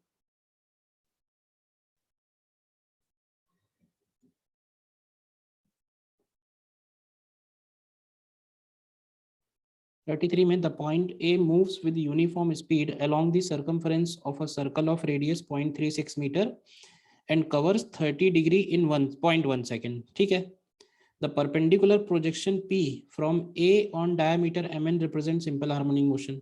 The restoration force per unit mass when P touches capital M। तो देखो ये पार्टिकल सीधा सीधा 30 डिग्री 0.1 सेकेंड में कवर कर रहा है ना, तो इसका ओमेगा निकालो, इसका ओमेगा निकालो। तो इसका ओमेगा हो जाएगा 2 पाई अपॉन टोटल टाइम। तो 30 डिग्री 0.1 सेकेंड में है, तो 360 डिग्री 12 टाइम्स बनेगा। 12 टाइम मतलब 1.2 सेकेंड। तो ये पहले तो बन जाएगा 20 पाई/12। तो ये कितना आएगा, ये आएगा 5 पाई/3 रेडियन पर सेकेंड। तो वैसे देखो कि जब ये यहाँ पहुँचेगा और ओमेगा मालूम ही है, तो इसका रेडियल एक्सीलरेशन कितना होगा। तो रेडियल एक्सीलरेशन को हम लोग लिख देंगे r⍵², और यही बन जाएगा restoration force per unit mass. तो r की वैल्यू हो गई 0.36 और इंटू ओमेगा²। देखो आंसर किस फॉर्म में है, ओमेगा² हो जाएगा 25/9 इंटू पाई²। देखो कैलकुलेट करते हैं, पाई² को 10 रख देते हैं। ठीक है, तो ये 10 न्यूटन के आसपास आता है। ठीक है, वो मैंने पाई² 10 ले लिया ना, इसलिए तो 9.87 हो जाएगा आंसर। ठीक है, 34 में, if two similar springs each of spring constant K1 are joined in series, the new spring constant and time period would be changed by। तो देखो सीरीज में ज्वाइन करने से स्प्रिंग कांस्टेंट बढ़ जाएगा, ठीक है ना, सॉरी स्प्रिंग कांस्टेंट कम हो जाएगा। तो स्प्रिंग कांस्टेंट 1/2 हो जाएगा और 2 पाई/m/k से टाइम पीरियड √2 टाइम्स हो जाएगा। तो 34 का डी ऑप्शन करेक्ट है, सीधा सीधा है। तो 35 में देखिए, 35 में कह रहा है a second pendulum has a time period of 1 second. तो यही गलत हो गया, सेकंड पेंडुलम उसको बोलते हैं जिसका टाइम पीरियड 2 सेकंड होता है। तो स्टेटमेंट 1 इज फॉल्स। एंड 2 में कह रहा है it takes precisely 1 second to move between 2 extreme positions. तो ये सही है, तो 2 सही है, 1 फॉल्स है। तो बी ऑप्शन हो जाएगा। सेकंड पेंडुलम का टाइम पीरियड 2 सेकंड होता है, तो एक एक्सट्रीम से दूसरे एक्सट्रीम जाने में 1 सेकंड लेगा। 36 भी रिपीट क्वेश्चन है, देखिए बी ऑप्शन इलिप्स अभी निकाला था।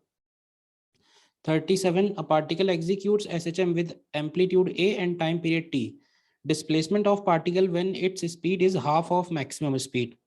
तो देखो speed half of maximum speed, तो मैक्सिमम स्पीड होती है ए ओमेगा, तो हाफ ऑफ मैक्सिमम स्पीड मतलब a⍵/2। तो स्पीड का जनरल फॉर्मूला है ω√a²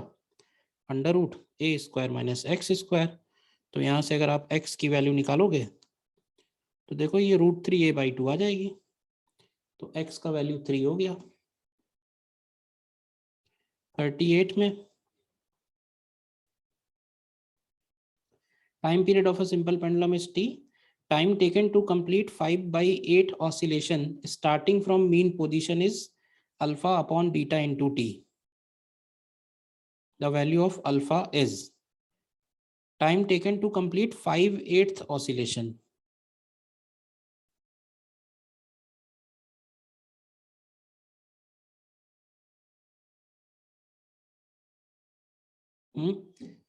और मीन पोजीशन से स्टार्ट कर रहा है।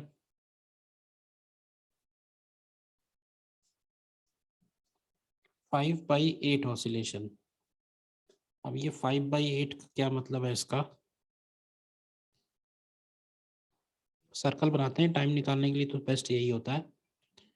देखो अगर मीन पोजीशन से शुरू कर रहा है ये, देखना ध्यान से, मीन पोजीशन से अगर शुरू कर रहा है तो ऐसे कह सकते हैं कि ओ से लेके ए तक 1/4 ऑसिलेशन है, यानी मिड पॉइंट तक इसका 1/8 ऑसिलेशन होगा। ठीक है, चलो तो मान लेते हैं कि यहाँ से यहाँ गया, फिर यहाँ से यहाँ गया, फिर यहाँ से यहाँ आया, फिर यहाँ से यहाँ आया, तो ये 4/8 ऑसिलेशन हो गए। और यहाँ से यहाँ और भेज देते हैं इसको, देखो ध्यान से, 5/8, मतलब पूरे ऑसिलेशंस को हमने 8 पार्ट्स में डिवाइड किया और उसमें से हमने 5 पार्ट्स ले लिए हैं। तो देखो यहाँ पे आएगा जब ये, तो ये एंगल कितना होगा, this angle is 30 degree and this angle is 180 degree. तो ये टोटल एंगल कितना कवर्ड हुआ, तो टोटल एंगल कवर्ड हुआ 30 + 180 यानी 210 आउट ऑफ 360। तो इंटू टी कर दो सीधे सीधे, देखो क्या बचेगा, तो ये आएगा 70 और 70/12 आ रहा है, तो अल्फा की वैल्यू 7 हो जाएगी। ठीक है, हाँ यही क्वेश्चन है। 5/8 ऑसिलेशंस का मतलब यही है कि ऑसिलेशंस को हमने पहले 8 इक्वल पार्ट्स में डिवाइड किया, तो हर एक इक्वल पार्ट जो है ये वाला, ये a/2 बनेगा, एम्पलीट्यूड हाफ। तो देख लो a/2 a/2 a/2 करके 5 टाइम्स a/2 डिस्टेंस कवर करने के बाद कहाँ पहुंचेगा, यहाँ पहुंचेगा बी पॉइंट पे। तो टोटल एंगल कवर्ड कितना हुआ, 210 डिग्री आउट ऑफ 360 डिग्री, तो टाइम भी उतना ही लगेगा 39।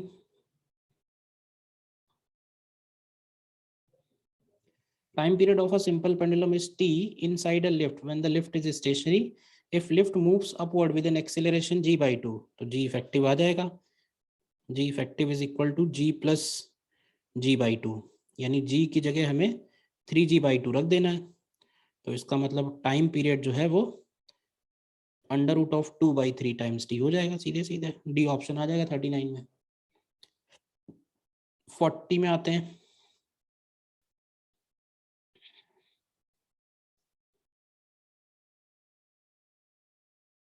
amplitude of a mass spring system which is executing SHM decreases with time.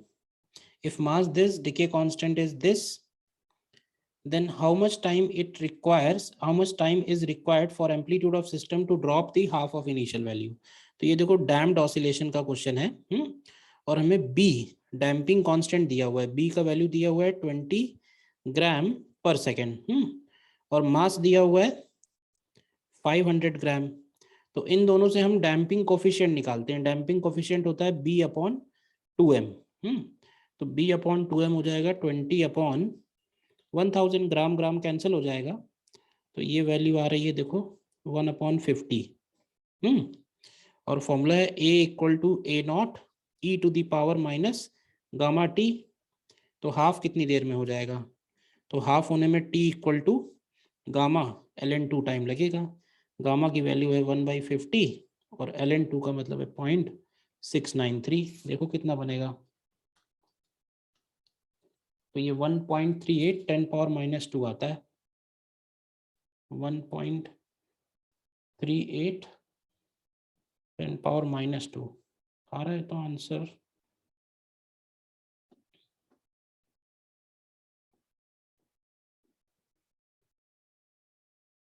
नहीं, गामा ln2 ने ln2/गामा हो जाएगा ना, कैलकुलेशन जल्दबाजी में, ln2/गामा, तो 0.693 × 50 होगा 34.65। अब ठीक है भाई, इसी a की जगह a/2 लिखा है, बाद में एंटी लॉग लेके देख लेना, 34.65, तो 40 का ऑप्शन ए करेक्ट है। ठीक है, 41 में आते हैं। 41 में कह रहा है for what value of displacement kinetic energy and potential energy equal, तो ये भी याद है a/√2 होता है, 41 का ए ऑप्शन। फिर 42 में कह रहा है कंसीडर 2 आइडेंटिकल स्प्रिंग्स। ठीक है, स्प्रिंग्स बनी हुई है डायग्राम में, each of the spring constant के and negligible mass compare to figure 1 shows one of them, figure 2 shows their series combination. देखो सीरीज कॉम्बिनेशन में k/2 हो जाएगा, तो टाइम पीरियड जो सेकंड केस में होगा वो पहले केस से √2 टाइम्स होगा, तो x की वैल्यू 2 हो गई है, तो ये भी ऐसे ही वर्बली सॉल्व हो गया। ठीक है ना, कर लोगे। 43, two particles A and B equal masses are suspended by two massless spring constant K1 K2 if the maximum velocities during oscillations are equal। एक को K1 से कनेक्ट किया, एक को K2 से कनेक्ट किया, और फिर कह रहा है मैक्सिमम वेलोसिटीज दोनों के इक्वल हैं, मास इक्वल है, तो एम्पलीट्यूड का रेशियो क्या होगा।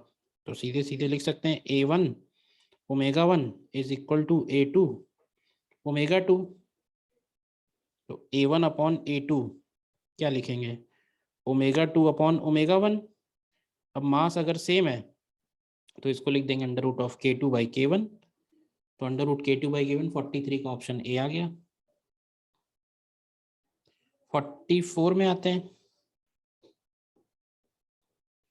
44 में a block of mass 1 kg attached to a spring is made to oscillate with an initial amplitude of 12 centimeter. After 2 minutes amplitude decreases to 6 centimeter.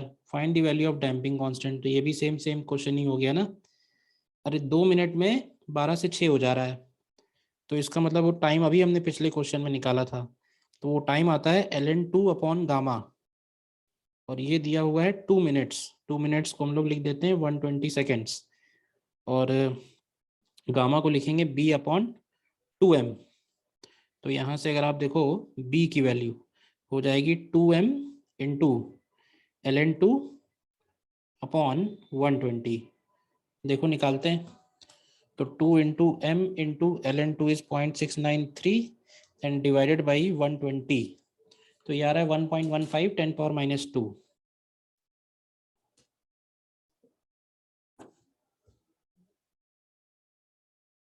Forty 4 में answer आ रहा है 1.15 10 power minus 2 kg पर second. ठीक है, इसीलिए शायद ये bonus है, आंसर नहीं मैच कर रहा ना। ठीक है ना, क्वेश्चन तो सीधा ही सीधा है। 45 में आते हैं। A particle performs SHM with a period of 2 seconds. The time taken by particle to cover a displacement equal to half of its amplitude from mean position is 1 upon a। ये सब verbally question मैंने कराए हैं। t/12 time लगता है, तो t/12 का मतलब 2/12, 2/12 का मतलब 1/6, तो a की वैल्यू 6 हो गई। ठीक है ना, 0 से a/2 जाने में 30 डिग्री कवर होगा। फिर कह रहा है 46 में आते हैं। The function of time representing a simple harmonic motion with a period of pi by omega। तो देखो पीरियड अगर पाई बाई ओमेगा है तो पीरियड को लिखते हैं ना 2 पाई बाई ओमेगा, तो इसका मतलब है कि उसका एंगुलर फ्रीक्वेंसी 2 ओमेगा होना चाहिए। तो 2 ओमेगा किस में आएगा, देखो ए ऑप्शन में भी आएगा, बी ऑप्शन में भी आ रहा है, मल्टीपल करेक्ट है। सी ऑप्शन में नहीं आएगा क्योंकि दोनों ऐड करेंगे तो ओमेगा ही बनेगा, डी में भी नहीं आएगा, तो ए और बी दोनों सही है। ठीक है, दोनों ऑप्शन है इसमें। 47,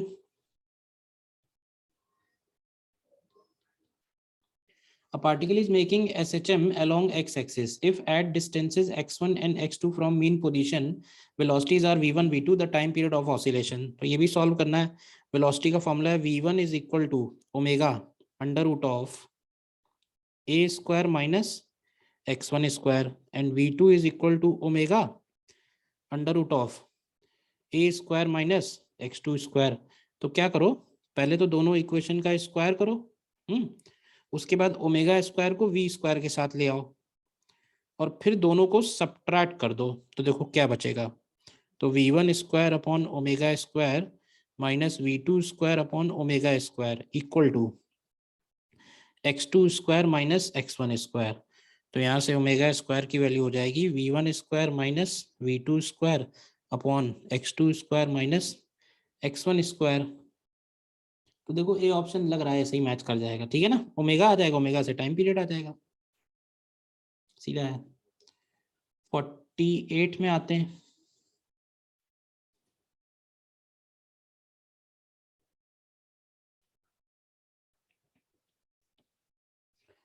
The motion of mass on a spring with a spring constant k is as shown in the figure।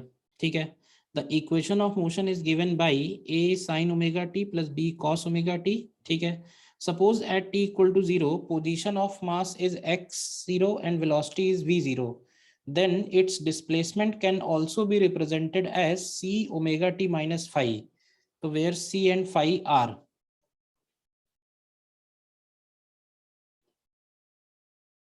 तो where c and phi are, ठीक है। उसने देखो इक्वेशन है x t is equal to a sine omega T plus b cos omega T, इनको हम add कर सकते हैं ना, ऐड करके आएगा under root of A square plus B square and sine of omega T plus phi, ठीक है। जहां फाई की वैल्यू हम लोग लिख सकते हैं tan इनवर्स बी अपॉन ए। तो अगर इसको हमें माइनस फाई की तरह लिखना है तो tan इनवर्स ए अपॉन बी हो जाएगा, ठीक है ना। अब एक बात ये देखो कि x0, तो at t equal to 0, at t equal to 0 X T कितना है, at t equal to 0 X T की वैल्यू हो जाएगी b, यानी कि b is x0 and at t equal to 0 v क्या होगा, तो v को लिखेंगे a omega cos omega T plus plus नहीं हो जाएगा minus b omega sine omega T. तो इसमें अगर हम t0 रख देंगे तो v0 is equal to a omega, तो यहां से इसका मतलब है कि a की वैल्यू आ जाएगी v0 अपॉन ओमेगा। अब देख लो इसको क्या करना है, तो ये वाली जो वैल्यू है ये c है, तो देखो c को हम लोग लिख सकते हैं ना अंडर रूट ऑफ, अब देखना ध्यान से, a स्क्वायर की जगह लिख सकते हैं ना v0 का square upon omega square plus B square की जगह x0 स्क्वायर, ऐसे ही उसने उल्टा लिख रखा है अजीब टाइप से। क्वेश्चन तो बहुत सीधा सीधा सही है। तो देखो ए ऑप्शन मैच कर रहा है, और फाई जो क्वेश्चन में फाई है वो माइनस फाई है ना यहाँ पे इस जगह पे, तो वो हो जाएगा tan इनवर्स जो क्वेश्चन का फाई है, बल्कि लिखी दो सही कर दो इसको, अगर हम माइनस फाई कर दें तो ये a अपॉन बी हो जाएगा, बस ये है। तो ये tan inverse a upon B, तो tan inverse a upon B जरा करो क्या मिलेगा, तो ये मिलेगा v0 अपॉन ओमेगा और x0। तो देखो ए ऑप्शन मैच कर रहा है, ठीक है ना, क्लियर। 49 में आते हैं।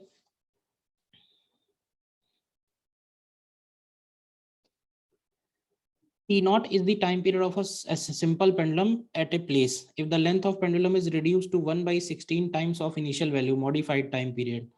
अरे लेंथ की जगह 1/16 करोगे तो 2π√L/g में 1/4 बाहर आ जाएगा, तो T0/4 हो गया 49 का डी ऑप्शन, ठीक है। 50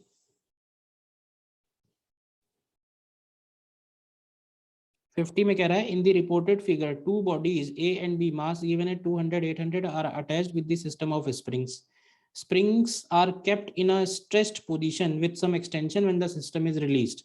Horizontal the surface is frictionless, angular frequency will be, तो ये भी टू बॉडी ऑसिलेशन का क्वेश्चन है। Angular frequency in two body oscillation लिखते हैं under root of K equivalent upon mu, ठीक है ना। अब ध्यान से देखना यहाँ पे के इक्विवेलेंट की वैल्यू हो जाएगी, दोनों स्प्रिंग सीरीज में है, तो 4k इंटू के अपॉन 4k प्लस के, तो ये आएगा 4k अपॉन 5, और म्यू की वैल्यू बनेगी 200 इंटू 800 अपॉन 200 प्लस 800 यानी 1000, तो ये कितनी आएगी, तो ये 5 से कैंसिल होगा और ये 160 आ जाएगी, 160 ग्राम।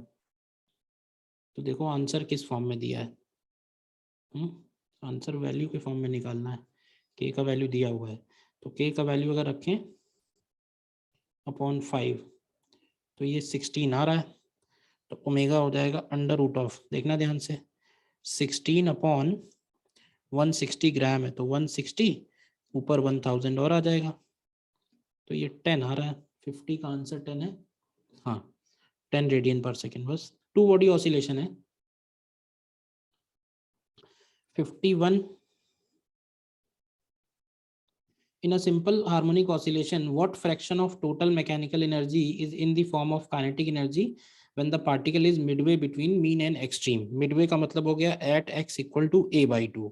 तो सीधा सीधा ये बताओ, at x equal to a/2 kinetic energy का फॉर्मूला होता है half m omega square a square minus x square. तो इसमें से देखो 3/4 अगर हम हटा लें तो बचेगा 1/2 m omega square a square, यानी टोटल एनर्जी का 3/4। 51 का डी ऑप्शन हो जाएगा। 52 में a particle starts executing SHM of amplitude a and total energy E at any instant। ये तो भी यही सेम ही क्वेश्चन हो गया ना, y इक्वल टू a/2। 52 का उल्टा क्वेश्चन है। और देखो ना, सेम टू सेम शिफ्ट में, मतलब शिफ्ट 1 में इस टाइप का आया, शिफ्ट 2 में इतना आया। 53 में an object of mass 0.5 kg is executing SHM, amplitude is 5, time period is 0.2, what will be the potential energy object at an instant t/4 second starting from mean position. तो देखो mean position से t/4 time का मतलब होगा 45, नहीं mean position से t/4 का मतलब हो गया एक्सट्रीम पे पहुंच जाएगा, तो एक्सट्रीम पे उसकी मैक्सिमम पोटेंशियल एनर्जी होगी। तो मैक्सिमम पोटेंशियल एनर्जी को हम लोग क्या लिख सकते हैं, यू मैक्स निकालना है तो half m omega square a square. तो ओमेगा स्क्वायर को हम लोग लिख देंगे 2π/t, तो 2π का भी स्क्वायर होगा और t का भी स्क्वायर होगा 0.2 square, and into a square, तो 0.05 का स्क्वायर और होगा। तो इसी को सॉल्व कर लो, देखो कर देता हूँ। 4 × 3.14 स्क्वायर इंटू 0.5 इंटू 0.05 का whole square and divided by 2 divided by 0.2 square. तो ये फाइनली आता है 6.16 10⁻⁻1। तो ये 0.62 के आसपास आ रहा है। 53 का ऑप्शन बी करेक्ट है, ठीक है ना।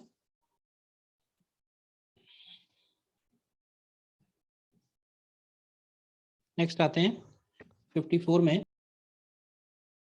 Particle executes simple harmonic motion represented by a displacement function if position and velocity of particle at t equal to 0 are 2 centimeter and 2 omega centimeter per second, then its amplitude is x root 2. Position and velocity of particle at t equal to 0। तो इसमें तो equation ही बना लो, ज़्यादा अच्छा है भाई। x is equal to a sine omega T plus phi है, तो t इक्वल टू 0 पे x की वैल्यू 2 है, तो ये हो जाएगा a साइन फाई, एक इक्वेशन। और अगर हम वेलोसिटी निकालेंगे, इसको डिफरेंशिएट कर दो dx/dt, तो ये आएगा a omega cos of omega T plus phi. तो इसमें t इक्वल टू 0 रखेंगे, तो इसमें वेलोसिटी की वैल्यू दी हुई है 2 ओमेगा, तो 2 omega is equal to a omega cos phi equation 2। तो ओमेगा ओमेगा कैंसिल हो गया, तो इक्वेशन 1 और इक्वेशन 2 स्क्वायर करके ऐड कर दो, देखो क्या आएगा। तो a square is equal to 2 square plus 2 square, यानी कि 8 आ रहा है, तो a का वैल्यू 2√2 सेंटीमीटर बन जाएगा सेंटीमीटर में। तो यही करना होगा, 54 में 2 हो जाएगा, सेंटीमीटर में निकालना है, ये उसको बोलना चाहिए था, पर ठीक है। 55 में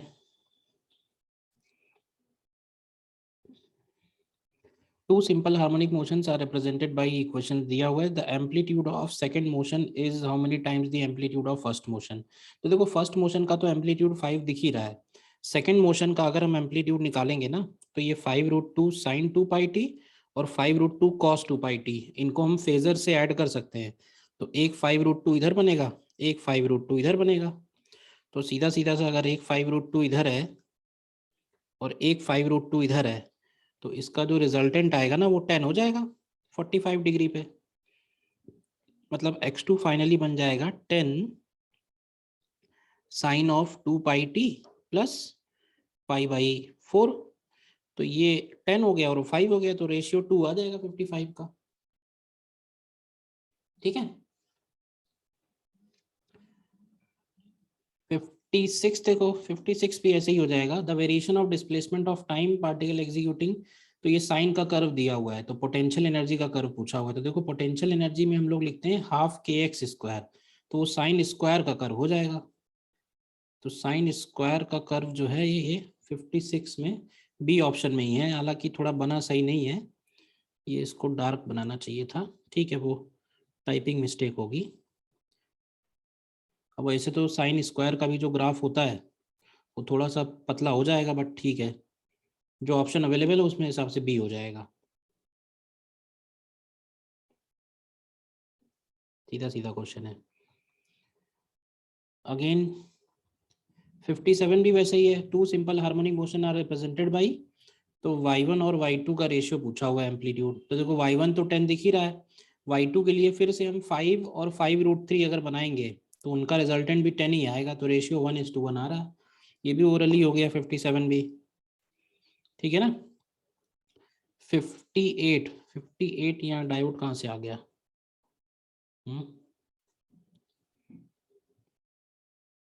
ठीक है, चलो सॉल्व कर लेते हैं।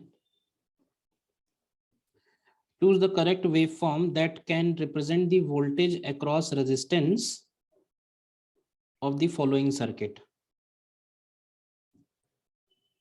Assuming diode is ideal. तो देखो डायोड इज आइडियल का मतलब ये हुआ कि diode will allow current only in one direction, पहली चीज, ठीक है ना। और दूसरी बात ये वोल्टेज अक्रॉस आर बताना है हमको। अच्छा क्वेश्चन है, ठीक है। तो देखो एक बात सुनो, ये वाली जो वेव फॉर्म है ना 10 साइन ओमेगा टी, तो ये 0 से 10 जाएगी, -10 जाएगी, +10 जाएगी, ठीक है ना। मतलब ये 10 तक जाएगी, +10 तक इधर जाएगी, -10 तक इधर जाएगी। लेकिन ये जो बैटरी है ना 3 वोल्ट की, तो हम ऐसे बोल सकते हैं कि करंट यहाँ से यहाँ पास तभी होगी जब पॉइंट ए हायर पोटेंशियल पे होगा as compare to point B, और वो हायर तभी जाएगा जब ये +3 के ऊपर जाएगा। तो ऐसे बोल सकते हैं कि +3 तक तो 0 ही रहेगा वोल्टेज। अब ये ग्राफ भी उसने सही नहीं ड्रॉ किए हैं, +3 तक वोल्टेज 0 ही रहेगा।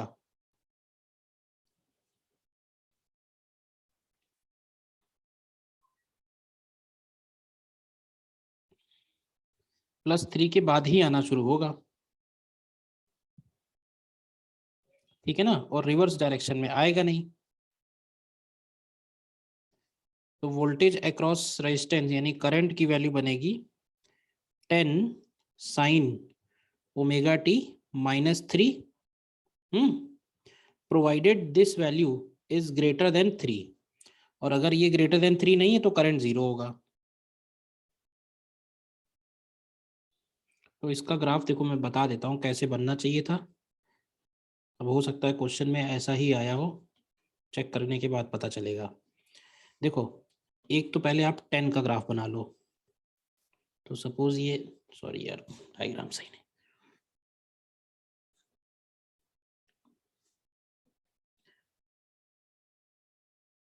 जैसे मान लो ये 10 का ग्राफ है, और इस 10 में से हम 3 हटा देंगे, माइनस कर देंगे, तो माइनस करने का मतलब है ग्राफ नीचे हो जाएगा।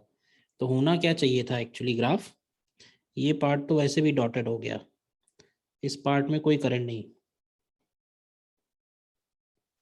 इस पार्ट में कोई करंट नहीं होगा। जब तक वोल्टेज 3 के नीचे तब तक वोल्टेज 0 है। तो इसको ग्राफ को ऐसा होना चाहिए कि यहाँ स्ट्रेट लाइन होता, फिर ये कर्व फॉलो करता, फिर यहाँ स्ट्रेट लाइन होता, फिर ये कर्व फॉलो करता, इस तरह का होना चाहिए था। ठीक है ना। तो ये भी करेक्ट नहीं है, चेक करना पड़ेगा एक बार क्या है, ग्राफ होना चाहिए था, ठीक है ना। बाकी आप तो समझ ही गए ना क्या है, ये 3 के ऊपर जाएगा और 3 के ऊपर से ही चालू होगा, और वैल्यू जो है ये तो वोल्टेज की वैल्यू हो गई एक तरह से 3 से लेके 10, बट 10 जाएगी थोड़ी ना, क्योंकि उसमें 3 माइनस हो गया ना एक तरह से।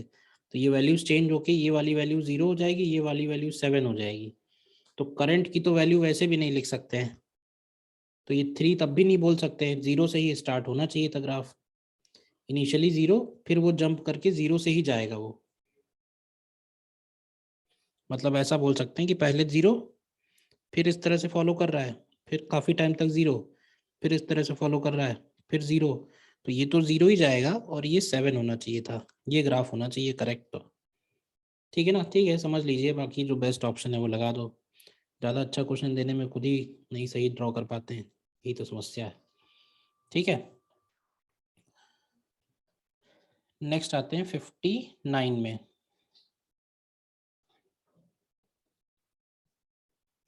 A bob of mass m suspended by a thread of length L undergoes SHM with period T. If the bob is immersed in a liquid that has a density 1 by 4 times that of bob and the length of thread is increased by 1/3 of the original length, then the time period of simple pendulum of oscillation will be. देखो increased by 1/3, देखो time period of simple pendulum depends on gravity, ठीक है, depends on length. अब लेकिन अगर हम किसी Bob को लिक्विड में इमर्स कर देंगे तो ऐसे देखो कि भाई उस पर mg इधर की तरफ लग रहा है, उस पर एफ अप इधर लगने लगेगा, और एफ अप की वैल्यू भी कुछ mg अपॉन सम फैक्टर हो जाएगी। लेकिन जब हम इस पे इफेक्टिवली इस पे हम डिवाइड करके निकालेंगे तो उसमें कुछ ज़्यादा फर्क आएगा ही नहीं। मतलब बेसिकली मास पे डिपेंडेंट नहीं आता है, तो मास तो कैंसिल ही हो जा रहा है। इसका इफेक्टिव मास, एपरेंट मास डिक्रीजेस, पानी में डालने से क्या होगा, इसका एपरेंट मास डिक्रीज होगा, लेकिन मास पे तो डिपेंड ही नहीं कर रहा ना, तो केवल लेंथ को देखना है। तो लेंथ को अगर हम 1/3 इंक्रीज कर रहे हैं तो लेंथ हो जा रही है 4L/3। ठीक है, then the time period of simple harmonic oscillation will be, क्या कंफ्यूजन है इसमें? नहीं नहीं, जी की जगह पे चेंज आ जाएगा ना, जी इफेक्टिव आ जाएगा ना। करेक्ट करेक्ट, सही बात है, जल्दबाजी नहीं कर रहे हैं। ठीक ठीक ठीक, देखो इसको कर रहे हैं 4L/3 और जी पे क्या इफेक्ट पड़ेगा। तो देखो इसका जो डेंसिटी दिया हुआ है इसको ऐसे लिख लेते हैं, mass upon density of Bob. तो डेंसिटी ऑफ बॉब अगर हम 1 ले लें तो डेंसिटी ऑफ लिक्विड 1/4 है इंटू जी, तो ये एक तरह से mg/4 आ रहा है। तो इसका जी इफेक्टिव कितना आएगा, तो इसका जी इफेक्टिव अगर आप कैलकुलेट करो तो 3g/4 आ रहा है। करेक्ट, अब सही है। तो ये g की जगह आ जाएगा 3g/4। तो आप देखो अल्टीमेटली 4/3 बाहर आ जा रहा है, सी ऑप्शन करेक्ट है। अच्छा क्वेश्चन है, ठीक है। फिर 60 में आओ। 60 भी स्टेटमेंट वाला है, for a body executing SHM potential energy is always equal to kinetic energy, तो ये गलत है। फिर कह रहा है average potential energy and kinetic energy over any given interval of time are always equal, तो एनी गिवन इंटरवल में नहीं सही होगा। अगर एक पूरे इंटरवल में बोलेंगे तो average kinetic energy average potential energy equal है, लेकिन एनी गिवन में इक्वल नहीं बनेगा। Sum of kinetic potential energy is always constant, सही है। Average kinetic energy in one time period is equal to, ये भी सही है। तो सी और डी सही आ रहे हैं, बी ऑप्शन। ठीक है ना, in any given interval of time नहीं आएगा। एंड लास्ट क्वेश्चन 61 में, a mass 5 kg is connected to a spring, the potential energy curve of simple harmonic motion executed by system is as shown, simple pendulum is length 4 meter। देखो क्या क्या दिया है, mass given है 5 kg,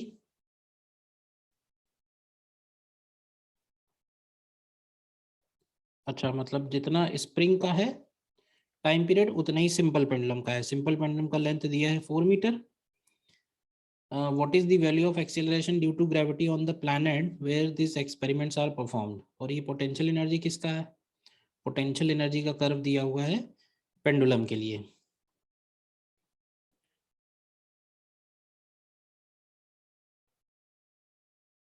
A mass of 5 kg is connected to a spring, the potential energy curve of the simple harmonic motion executed by the system is shown, simple pendulum length 4m has the same period of oscillation as the spring mass, what is the value of acceleration due to gravity on the planet whose where these experiments are performed। ठीक है, तो हम केवल pendulum पे ही solve करते हैं। तो देखो पेंडुलम जो ऑसिलेट हो रहा है उसका हमें एम्पलीट्यूड दिया हुआ है, एम्पलीट्यूड उसका 2 मीटर है। और उसकी मैक्सिमम पोटेंशियल एनर्जी अगर आप देखो तो 10 जूल है। तो मैक्सिमम पोटेंशियल एनर्जी को लिख सकते हैं ना, हाफ मैक्सिमम पोटेंशियल एनर्जी को लिख सकते हैं ना, हाफ के ए स्क्वायर, बोलो। और के की वैल्यू क्या बनेगी, तो ये हो जाएगा 10 इज इक्वल टू हाफ के का वैल्यू अगर हम पेंडुलम के लिए लिखते हैं, तो पेंडुलम के लिए के का वैल्यू बन जाएगा एम ओमेगा स्क्वायर की वैल्यू हो जाएगी जी अपॉन एल और इंटू ए स्क्वायर। देखो इसी में रखने से आ जाता है क्या, ये 10 रख दो, 1/2 मास 5 रख दो, जी हमें निकालना है, लेंथ की जगह 4 आ जाएगा, ए स्क्वायर की जगह भी 4 आ जाएगा। तो देखो ये 4 आ रहा है क्या आंसर, 61 का आंसर तो 4 आ रहा है। कहानी अजीब सी लिखी हुई है बट ठीक है। बट उसने ये नहीं बताया कि ये वाला जो मास है ये पेंडुलम का भी मास है। अब ठीक है, जो अवेलेबल है उसके हिसाब से जल्दी जल्दी सॉल्व कर दो और क्या, ठीक है ना। 4 आंसर आ रहा है, ठीक है फिर। Okay, so that's it, thank you.